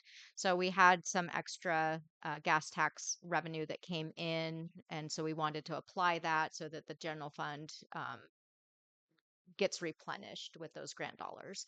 The goal really is to pay for as much of city work and infrastructure and projects with grant funds versus, general fund revenues that are a little bit more flexible. Those are your property taxes and things that you can allocate to projects that aren't as specific. So we got an extra $26,000 that's going into the general fund from the gas taxes. okay. And also an additional $2,013 into Fund 30. Yes. And the highway and users, the Fund 25, so we're getting additional there as well, or is It's that just, right? I mean, it's not necessarily an additional, it's just the timing of when the revenue comes in. Okay. So we So we project didn't those revenues, we but it's the timing of when we actually receive the cash. So it's the accrual process of um, capturing and replenishing the funds that it's kind of like you paid for it out of your savings and now you want to like replenish it with, so. But those revenues were greater than expected, correct? I'm not I sure. mean, that's what that looks like. The budgeted amount was probably based on the previous year, and then Yeah, and we had eligible street expenses too. So we don't always, it depends on what projects we have and what time they come in. We had some projects that came in right at the very end. Sometimes we carry them over. So it's just based upon what the eligible expenses were as well. Any other questions from council? Seeing none, we'll go ahead and take it out to the public for a comment. I motion to approve fiscal year 23-24 budget amendment. Second. All those in favor say aye. Aye. Aye. All those opposed? Hearing none, the motion passes unanimously. Can't even talk anymore. Okay. All right. Hold on to your hats. Let's see, what are we on now? We are on 14. City Hall signage. Okay. No, no. All right. 14J. So City Hall signage package. So City Hall is in need of some new signs. We Our entry signs, just our regular office hours, are they're like some old wooden signs that just don't really they're just in bad shape. And then our sign out front is that burl, and it's literally ready to fall apart. So we wanted to get some new signage. We asked Noah Visual Concepts if he could put together a package for review. He did that. We took that to Arts and Heritage a couple times. Arts and Heritage recommended changing some of the color a little bit. So we had Noah presented that option, and so we are bringing it to council for authorization to move forward. These aren't substantial signs. I mean, the office hour sign is, probably a like I don't know, 18 by 24 or something. They're just metal signs. They'll probably cost us $75. The sign out front, we do want to trim out in wood and make it a little bit nicer. It'll also have the library listed and our address, because that's one thing that people are always asking where the library is, if they're at the right place. And we want to, if you've seen the sign, the post leans because the thing is so heavy, it's like pulled it over. So we want to straighten it up, repaint it, and then install a new sign there. So, Sorry, I'm kind of the sign guy. okay. So the sign, the logo hadn't never been approved, like officially. I think it was only supposed to be rolled out like on documentation and like a couple places for for possible adoption. Do you mind if we? I mean, I'm not saying what we're doing, but do you mind if we take it back to or potentially take it back to Arts and Heritage and have them do like a final poll, like, hey, is this what everyone wants? Um, and and do like a communal poll on Facebook or something like that. Like, The Arts and Heritage did do that. The Arts and Heritage did review it and approve the logo I don't think they and did a took it to final council. No, they approval, did. Yeah. but then they only approved it for slow roll or like a soft rollout, a soft launch, according to you, which was like on T-shirts and then on the paper logos. I don't want to hold it up forever. I think Yeah, I mean, if you guys want to start that process over, that's, I mean, up to the council, but I mean, we've been using it and we've had a lot of really good reception. I think it looks really good on all our I've changed all of our letterhead, documents, forms, everything. I think So, I had that. Oh, sorry, John. no, you go ahead. Apologies. I think one of my comments was, are we still moving forward with this logo, this branding? Because I was a little bit surprised. Maybe I missed the approval, and I agree. I thought that it was a soft launch as well. And if I can just say, I just have a couple of comments about the mock-ups. If the logo is going to stay, I appreciate the smaller logo with the bigger writing, but the font on the bottom with the phone number and the word office kind of is not crystal clear. It looks a little awkward. If there was an option to change the font of that last line there, just to make it more clear, it doesn't look fabulous. And then I don't know. I mean, I don't know how everybody feels about it, but Greenwood Road, the word spelled out, just looks different to me. I'm not sure that I'm used to it, so I was just like RD would be my preference, but it's not a game changer or anything. And then on the city hall and library signs, either color border is fine. Just I would appreciate a smaller logo and a bigger writing.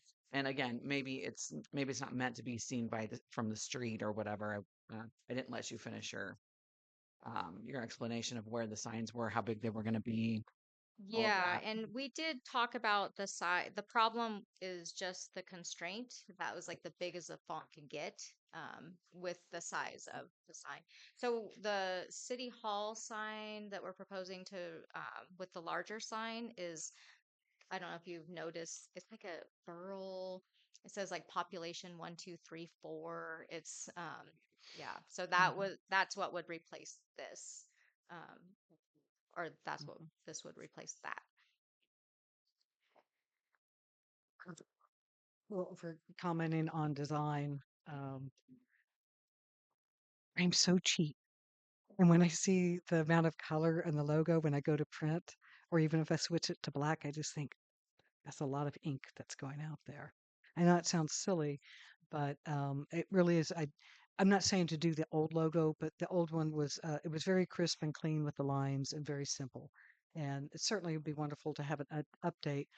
But when everything is saturated with color, it looks great on a T-shirt. It doesn't really translate on paper as well. Like this paper? Yeah. So I'm kind of inclined to just I mean, we send have a it. black We and can white version of the logo as well. even then I'm more inclined to just rather than continue running down the road, and we had it was supposed to be more of a soft launch too, is my understanding, is just send it back to Arts and Heritage one more time. Let's go back through the process, and then we can get back into agreement on and move forward with it. So what do you want me, Yeah. Arts and Heritage approved it. So what do you Yeah. want me to So tell them? concern. You want to have You them know, look at it again? Excuse me. Well, they can make Hang on. Excuse me. Point of order, Mayor guys. Sawatsky. Everybody calm down. Everyone, let's re-centralize. Um, Let's let's order. let's go ahead and order in the court. Not really, but all right. So let's I have a comment when hang on it's one moment. time. We're gonna recalibrate. Everybody, just take a minute. Let's all count to 10, and we're gonna start over. Okay. I apologize. Who was talking last? I think Oh, I think I was trying to okay. answer Kat. Okay. Why don't you go ahead and answer Kat, and then we'll So continue. my question is, what do you want me to tell Arts and Heritage? Because Arts and Heritage did do a lot of work on this and did send this to council a while ago with their approval. So what is it you would like to tell with them? whose approval? Arts and Heritage, you're saying approved Yes. it? Yeah. Okay. Yeah. They're They still went through the whole process with us, working on the colors, the ideas, the logo. They approved the logo. They sent it to council, the prior council. And then they also done this sign package and sent that to you. So I'm not sure what you want me to tell Arts and Heritage. My turn. You were done. No, go ahead. I'm just All right, go taking ahead. it in right now. And then Chris, I'll come to you next. I apologize. No. Just let- you're fine. So, just in terms of the previous council, this logo was never approved as the new city logo, as the new city brand. There was a discussion in the September 24 meeting, and you guys can see that in the minutes that are in the packet, where we talked about it. And I don't see this in the minutes, but there was discussion about merch and creating some sweatshirts and t-shirts and this and that to be for sale before Christmas time and so forth. It was never, the council has never been asked to approve this as the new city identity. And so I feel very strongly that it shouldn't be until the council has approved it. And so I have also reviewed every Arts and Heritage Commission meeting and looked at how involved they were in the creation of the design. And I've also looked at Facebook, and I've seen posts by Noah and whatnot, where Noah identifies Mandy and Emily as the two people he worked with to create the design. So my concern is that the community has never really weighed in on the design. Okay. They're to fly around That's here. my concern. Yeah, The community has never really weighed in on the design, and the council has never seen any version of the design besides the one that is in front of us. So we have tried numerous times. We even did a contest that you asked us to do for signage. We went out for the a sign out small front. contest, and at some point we have to move forward. So I'm, if council wants to kick back the whole process, then I think maybe that's something that the council needs to take on. Because I'm just a little bit done with this process. I mean, we've worked really hard to get to this point, trying to, no one's going to agree over a design. No, you're never going to get consensus I can, if you wanted to do it as, a city vote, I mean, what's the proposal? Because I can give you 50 people right now that have come to me and said they love this. That looks good. So I don't know. So here's a proposal that I would like the council to consider. We pushed it back to Arts and Heritage. We have them do a poll on Facebook or No. however, no, why no? Why no? Facebook is not I mean, not everyone's on Facebook. That's a really weird, I don't think that's appropriate. I mean, you could do a poll on Blue Lake happenings and you could do official city poll. Why you can't do that? There's only I a just, select few that are on Facebook. yeah, Well, I mean, there's a significant amount. I mean, there's a significant amount more people than are on Arts and Heritage. I mean, not arts. I mean, it's just a communal vote. I don't know what's wrong with having a poll, Well, and we it's might not. need to give people choices. Like my thought is a poll would be really useful if we had choices. Like if we had 2 or 3 different versions of this design. We have it with a lighter black line, we have it with a darker black line, we have it with pastel colors, we have it with dark colors.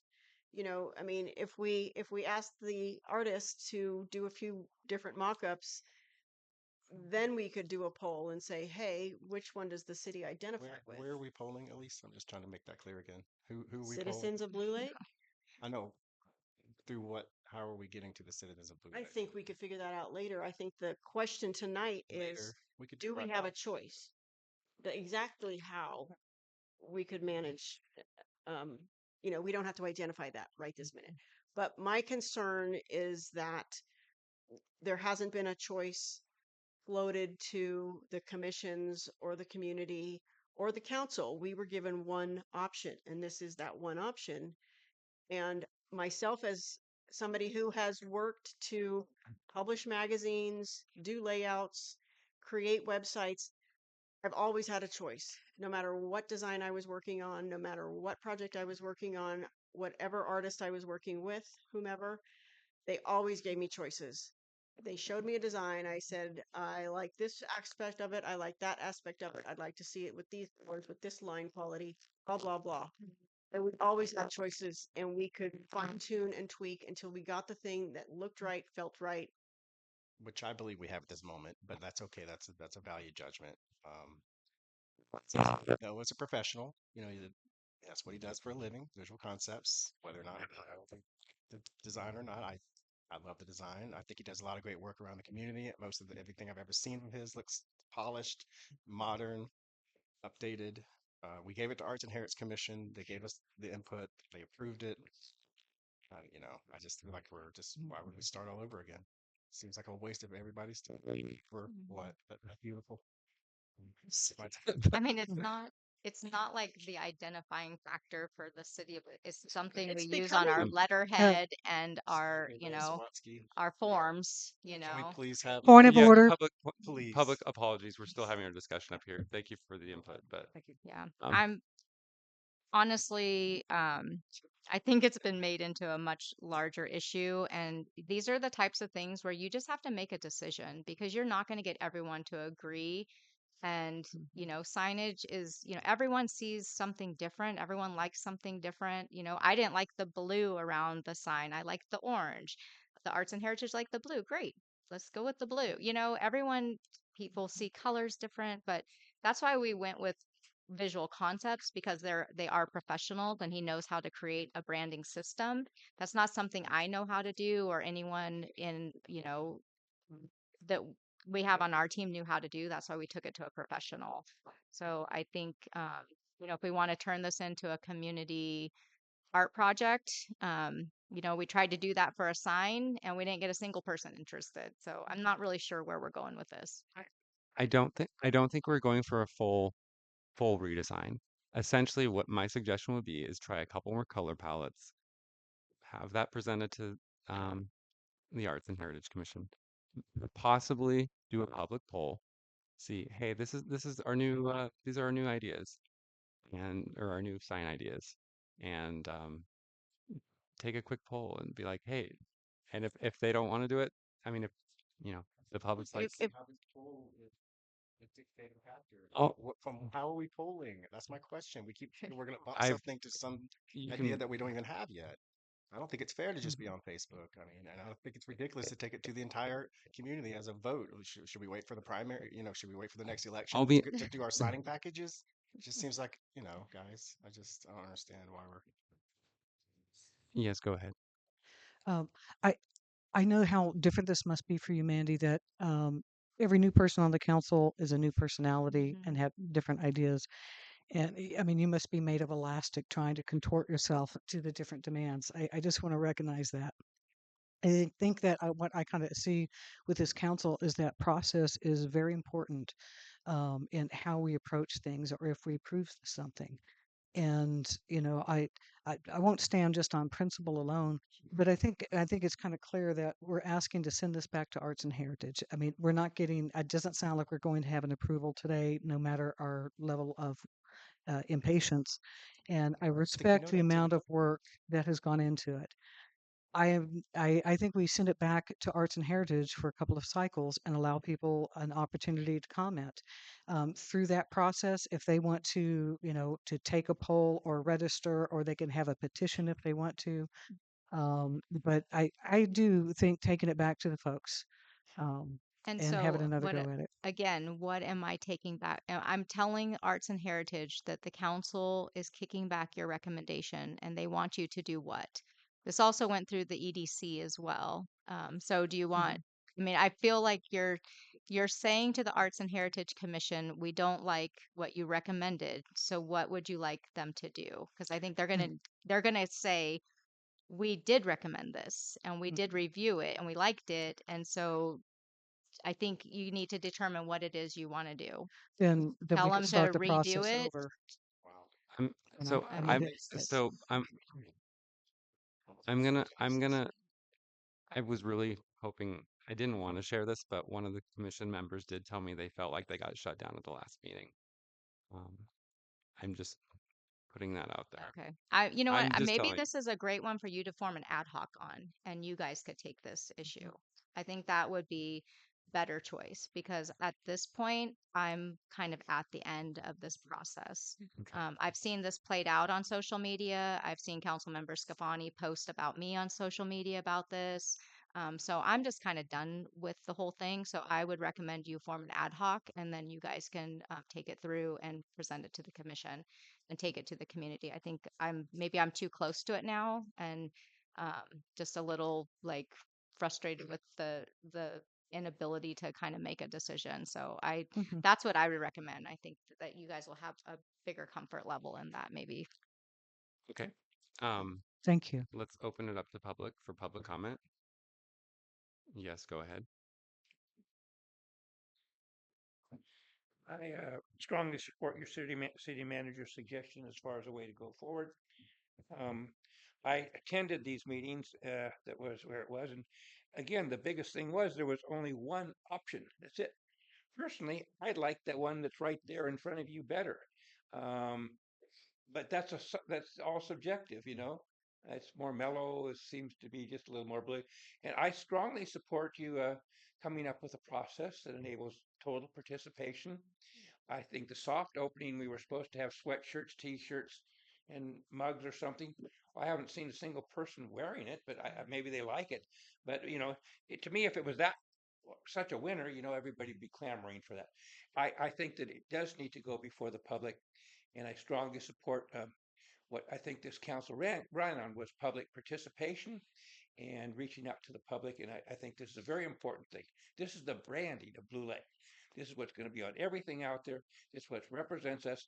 And if it takes 2 or 3 more tries to get a real top-notch branding to mark Blue Lake, the community can stand behind. Then I think it's well worth the time to do it. So I thank you for at least looking at this option. Thank you.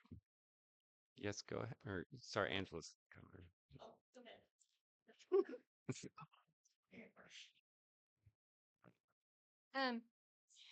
So my problem is not necessarily the colors. My problem with the logo is in its completeness. It is offensive. It is like a totem pole. It looks like a totem pole, and the river looks like a blue tongue sticking out at you.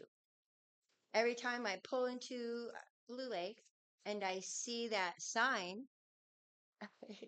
it's sticking its tongue out at me, and that is not welcoming at all. It's not welcoming. It's yeah, I would really appreciate if we could ask the public. It's yeah, I'm happy to support all of the sweatshirts and everything that they put out, but if they put that on a sweatshirt, I told them I won't buy it. It's incredibly unattractive, and it's not against NOAA. It's just not. It's not professional. It doesn't represent me or the people that I know. My dad, who built a lot of Blue Lake, would be horrified to see that when he came into town. I feel like we should show a little more respect for the people who actually built this town, right? And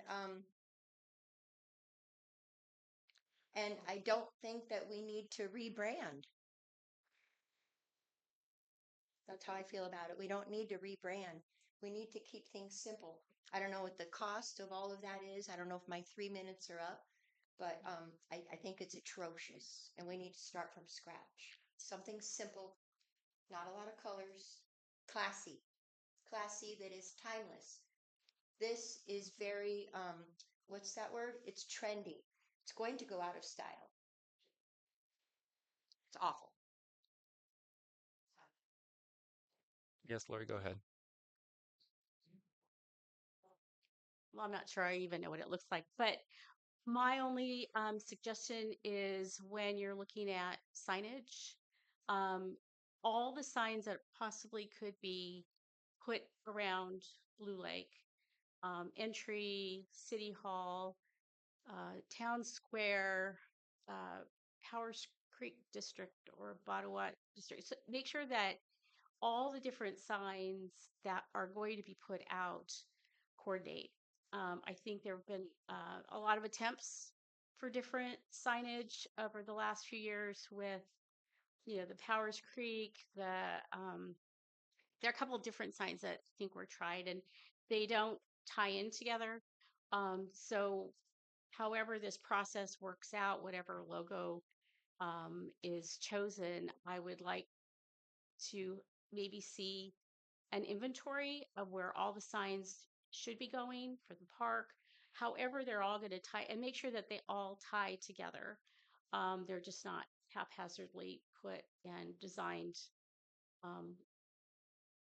all over town so that they're consistent. So maybe, checking out and looking at another option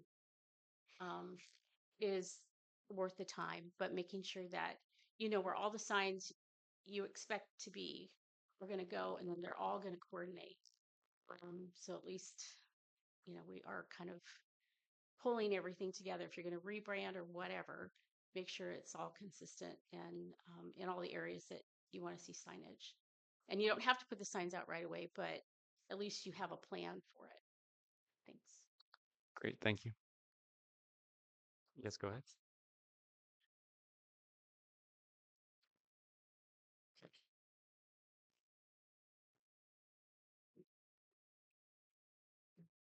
The purpose of a commission is to make recommendations.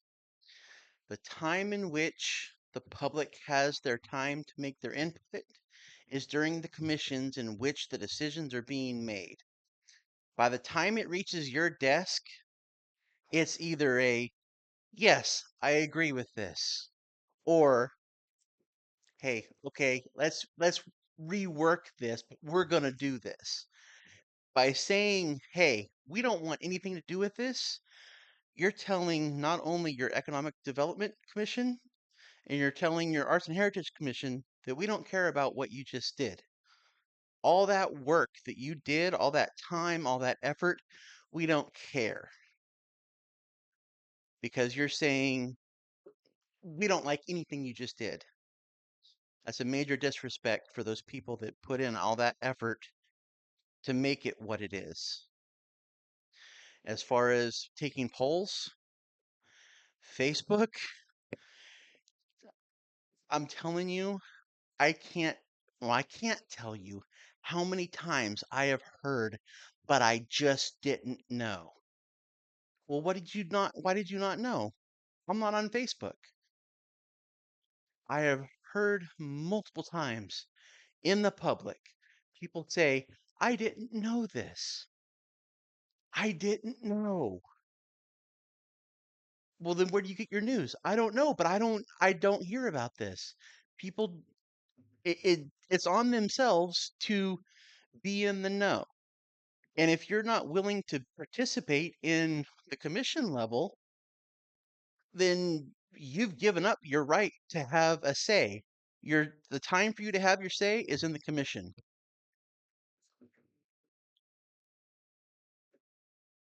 You, sorry, you've already spoken. Thank you. I appreciate your coming up and commenting, Justin. I would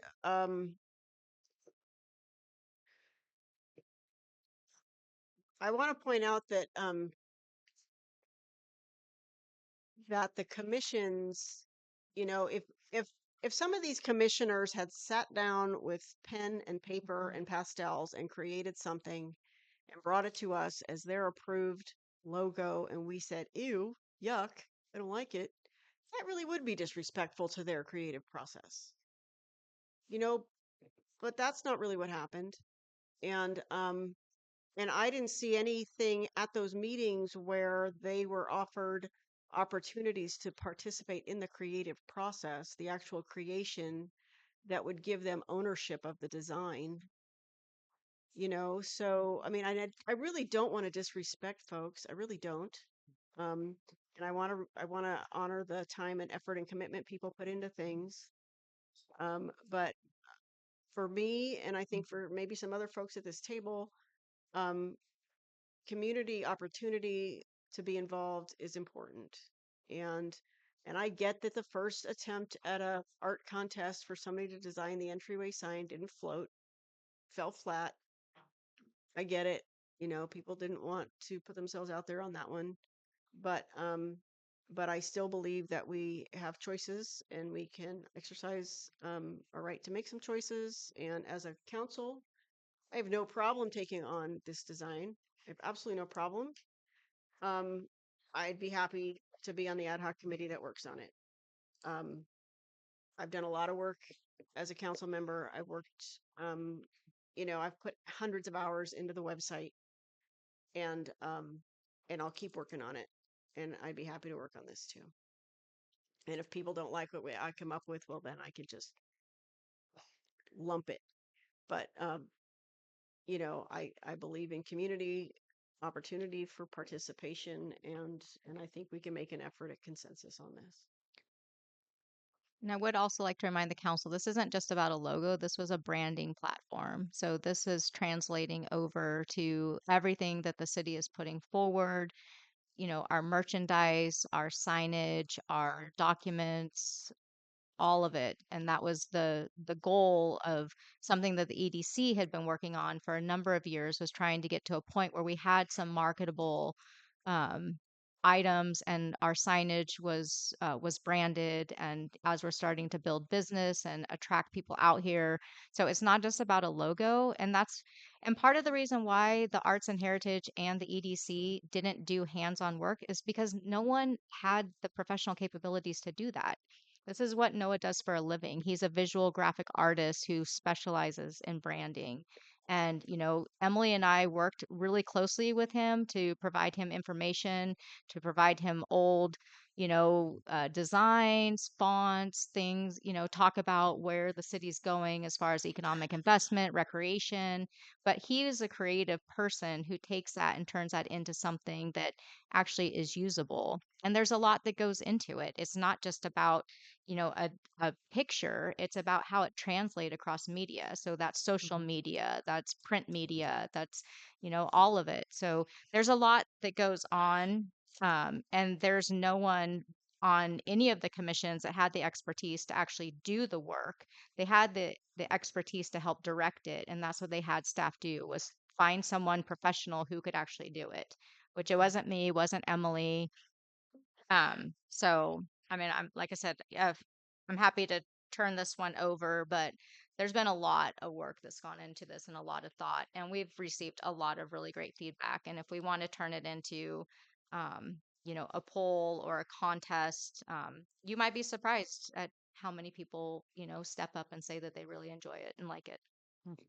So just so you're aware, I'm totally expecting a lot of people to say they like it. I'm totally expecting not to do an overhaul or anything. So I just essentially wanted to say like, hey, what do you think? Yes, we like it. And I totally thought that it wouldn't be hung up for long. I thought that we would just get like the affirmation that this is what we want. I And did so, think for me, it seems like it's turned into Elise being our graphic designer, and as qualified as you think you are, you're not you don't run a visual concepts. It seems to me like you're going to have a lot of input, and I don't know. I just feel like that's not our purview. Let's just approve this or not approve this. And Okay, let's not do approve this. it. I motion we do not approve it. Do we have a second? Okay, second. all right, all those in favor say aye. So what? What are we To saying? not, to Just say not not approving not it. approve it. All right, I don't know how to do a negative motion, so And then let's what do we do? revisit that. We just I don't know. Well, we were working on a well done. solution, but you don't like the Let's. solution we're trying to So work we have a on. motion on the I floor. cannot like your solution. We have a I gotta motion on the reality floor. ground. We have a I'm motion on the good. floor. All those in favor of not adopting the signage, say aye. Aye. I, Aye. All those opposed? Nay. Hey. Nay. Member Stefani, myself, and Napier are in favor of not adopting the signage.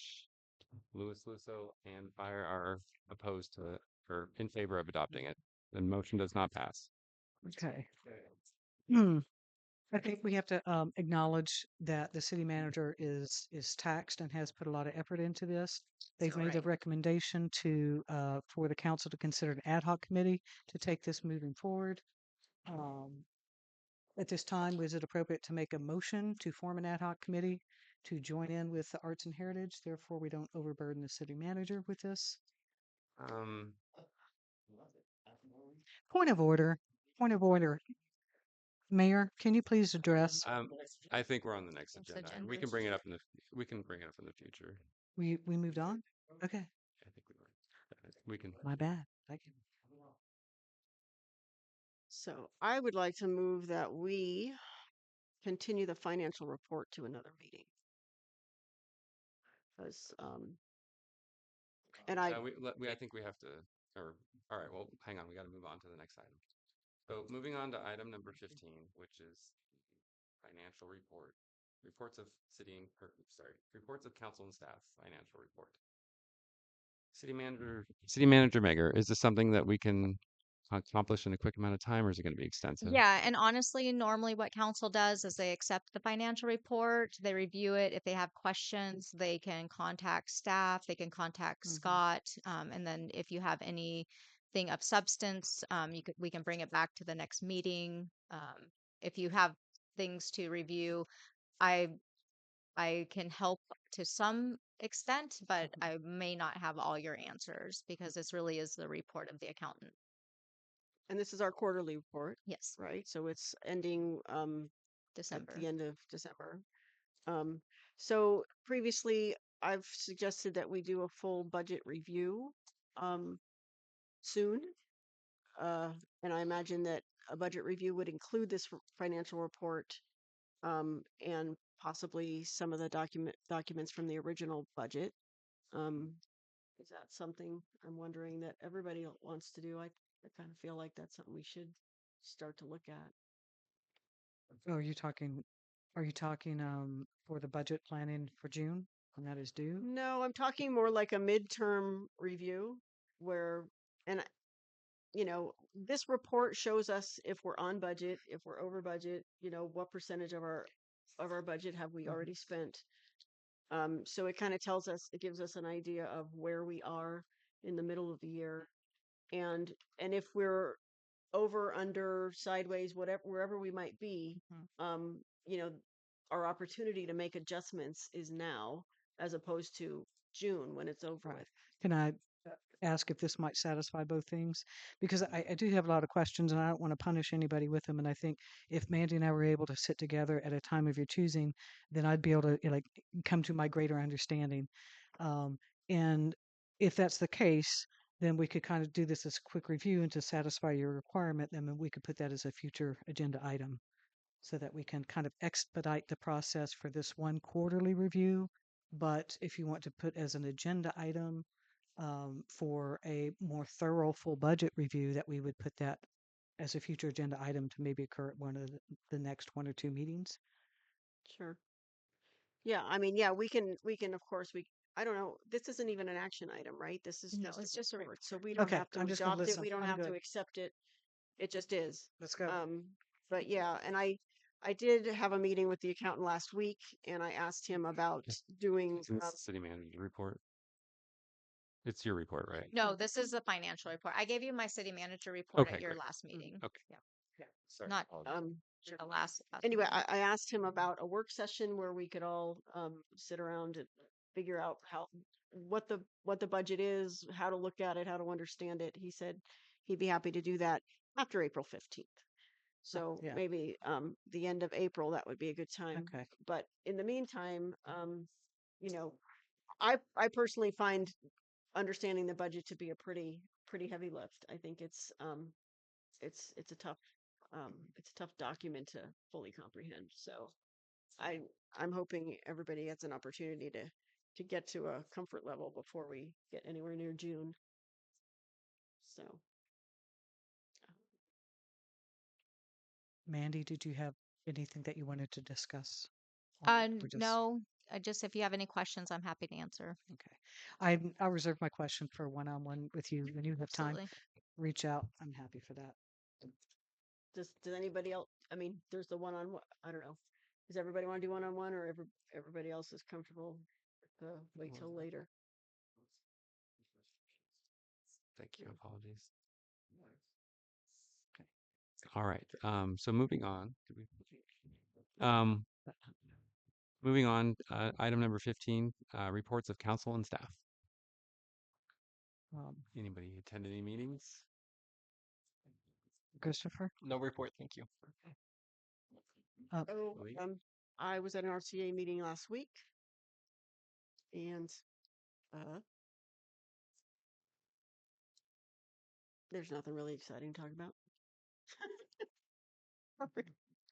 Got Nothing to nothing? report, really. Michelle? No report. I wish that we had a full house here. How often do you get to go to like a 2 or 3 hour meeting and coming out like you had just come from a great movie?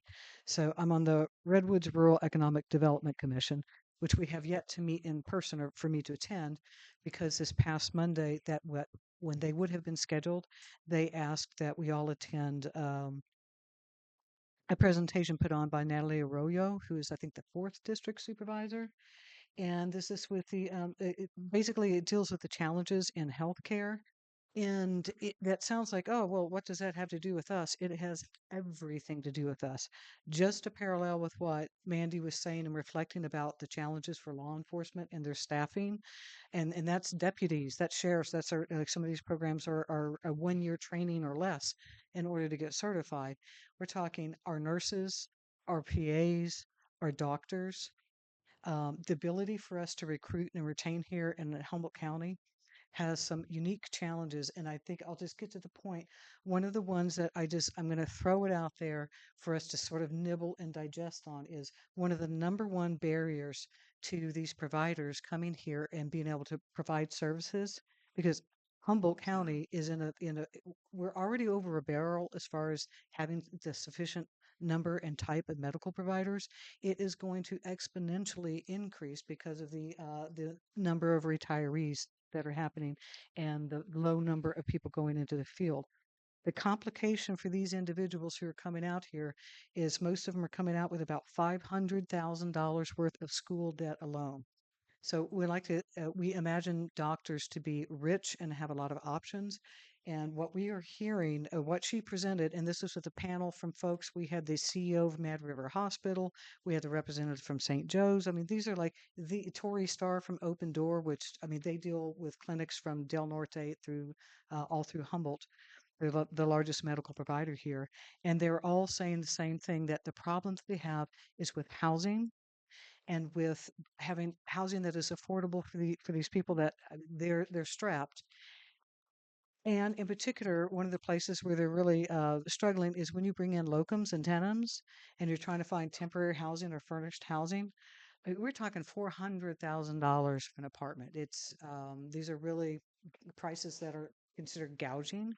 I'm bringing that up because it does affect our community. Healthcare affects each one of us, and our access is going to get more and more difficult. So as we consider some of the resources that we have and the land that we have, I hope that we begin to consider how we could also help partner and explore with some of our medical entities here on helping to solve this problem. We have some land. We have a beautiful location. We are close to many of the open door clinics, to Mad River Hospital, to physical therapists, to some of the SNFs and skilled the other healthcare facilities.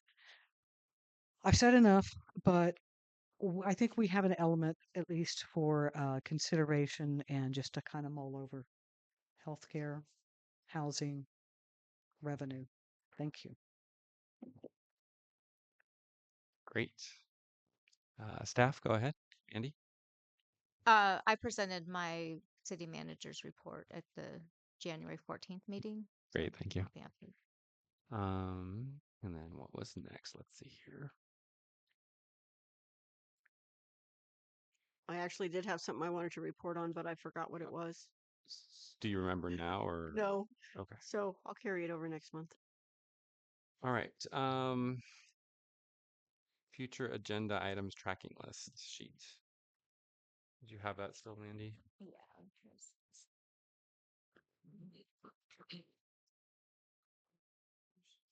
Mm-hmm. This is just these were proposed items that we generated previously. We have enough. I already have it, so I'll give it to you. Just kind of see what we've accomplished already, what we're still working on. Give you an idea of any ideas of future agenda items you want to bring forward that aren't on the potential future agenda items.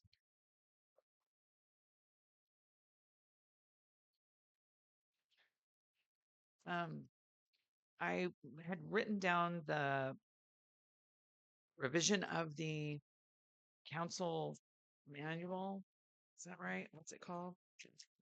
Yeah, the Handbook. roles and responsibilities manual. Yeah, something that we were going to look at. Was that on here?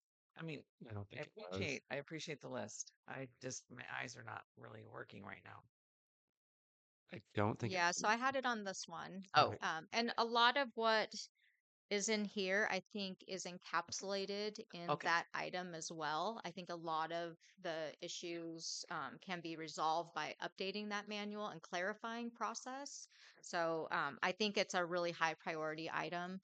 And so I do have that, like I said, I've been working on a draft, just updating it at least so it's updated to our current policies and things. But that really is a really good item to focus on. Do you think that that's something that an ad hoc should be Yeah, formed for? yeah. And we Okay. actually had an ad hoc previously with council and they did a lot of work. They just didn't ever finalize it. So yeah, it is a good one for an ad hoc because it's a time where we can go through it. You can take it home, you can make changes and propose changes. And so yeah, I think it's a really good application for an ad hoc. Thank you. Which okay. So is that an ad hoc committee we should form now? I don't think. Can we form an ad hoc committee on that? I think we need to agendize it before we can form an ad hoc. I would recommend bringing it back to your February meeting. I can get everyone a copy of it, and then you can maybe delve into it and then form an ad hoc there. Mhm. It's not going to be an overly complicated process. And actually, I believe, oh gosh, one of the other cities just updated theirs, and Ryan has a copy of that as well. So at least it's updated with all the current legislation and code sections. So, and I know Trinidad has also reached out to me. Their new city manager, Joe, got a hold of me.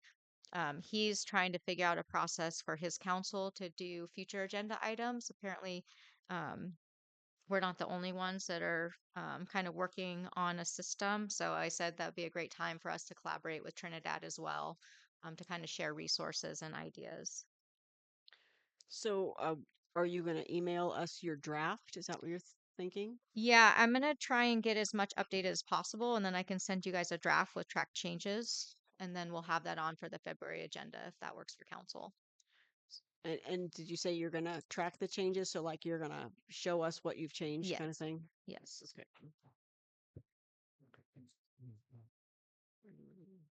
So at this, Mandy, at this Yeah. point, can we propose future agenda items Yeah. or, hmm okay.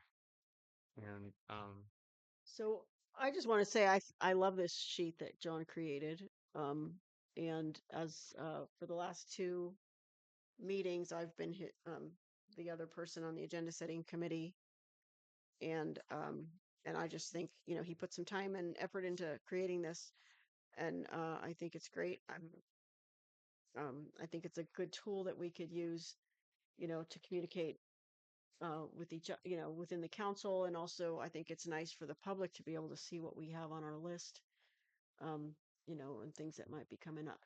So anyway, thank you, John, for working on that. not a problem. Um, does anyone have any future agenda items they want to bring forward at this time?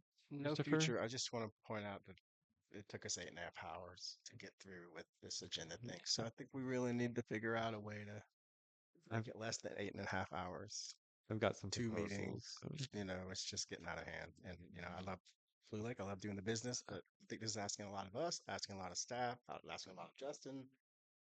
I And of course, and they're there as well. We're all um I agree. I think a potential future agenda item would be maybe figuring out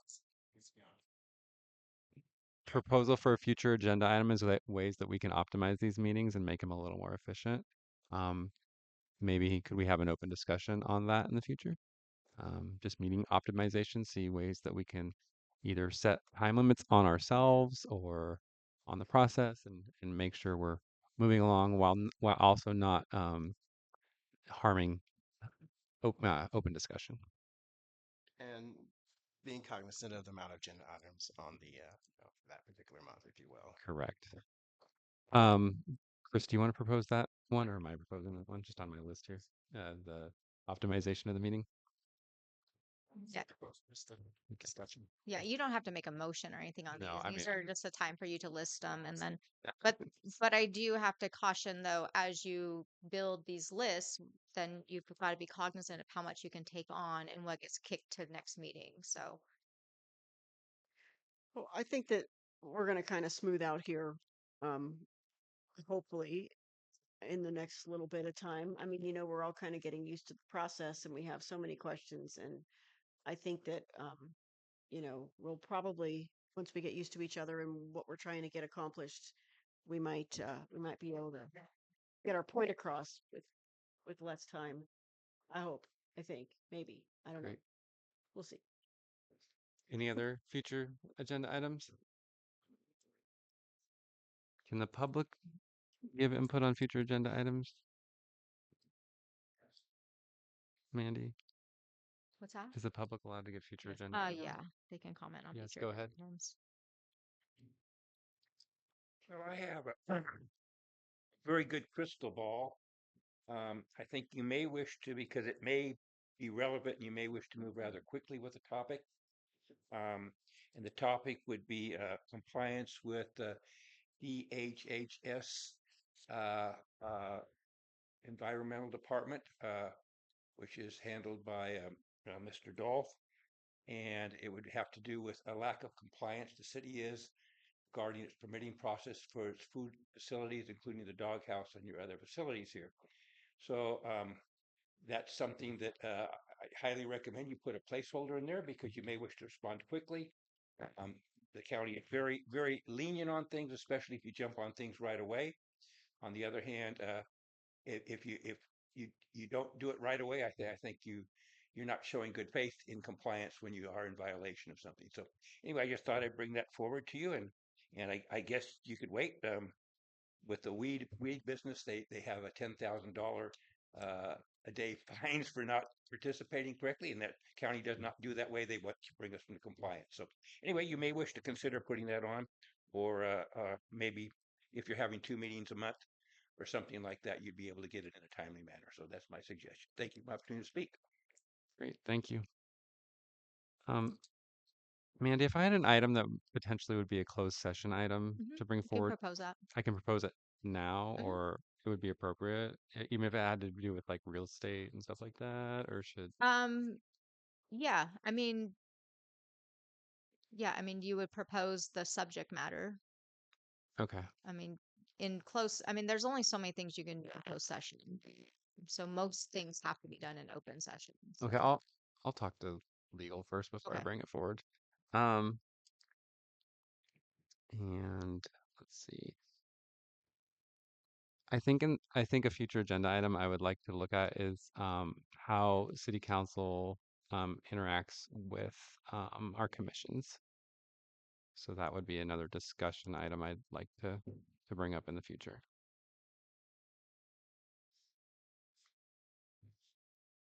And could that item also include agenda setting for commissions?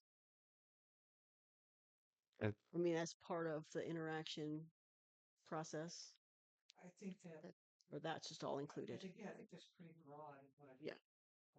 how we interact with these, whether it's, the direction, ad hoc, review of the makeup of the process, whatever it is, but it's Okay. pretty broad. I think that there are some resources available. Might be on the California League of Cities, has some resources directly related to that topic. Mm-hmm. Great. So are you saying we don't need to have a discussion? We should look it No, up? I'm just saying Okay, if you, right. yes. Good job. Any other questions? I mean, any other agenda items potentially? I think we do, but all of these are, there's plenty, and I throw away. Other than, I was looking through, since we have in progress, looking into flooding issues as well.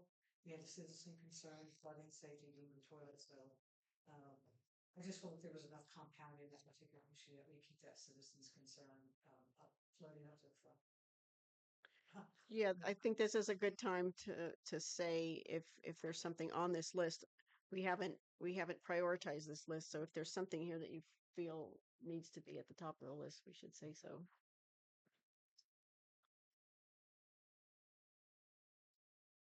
So I think the second thing on the list, the ad hoc committee for law enforcement discussions, that's going to be brought back potentially after the attorney is consulted, right? Correct. I believe that's what we came to the conclusion of. And I think the ad hoc committee for power transition negotiations and discussions, that needs to be towards the top because that is ongoing. I don't know that we can I don't know that we can prioritize right now. Yeah. Is that? No, I think that's too much. I don't know. Sorry. Yeah, I think that could be. I did have, we have an agenda item. I think that earlier we talked about the economic, asking the Economic Development Committee to do some projections based on assumptions and information, so I think kind of do the narrative analysis, considerations of real estate transactions. Right. And I just, as a reminder, I think that's generic enough, but I wouldn't want to go into the details because of the genesis of this is a closed session. Okay. So that the council discuss economic development the ability to provide projections for comparative services for sale, lease, or keep city assets for the state.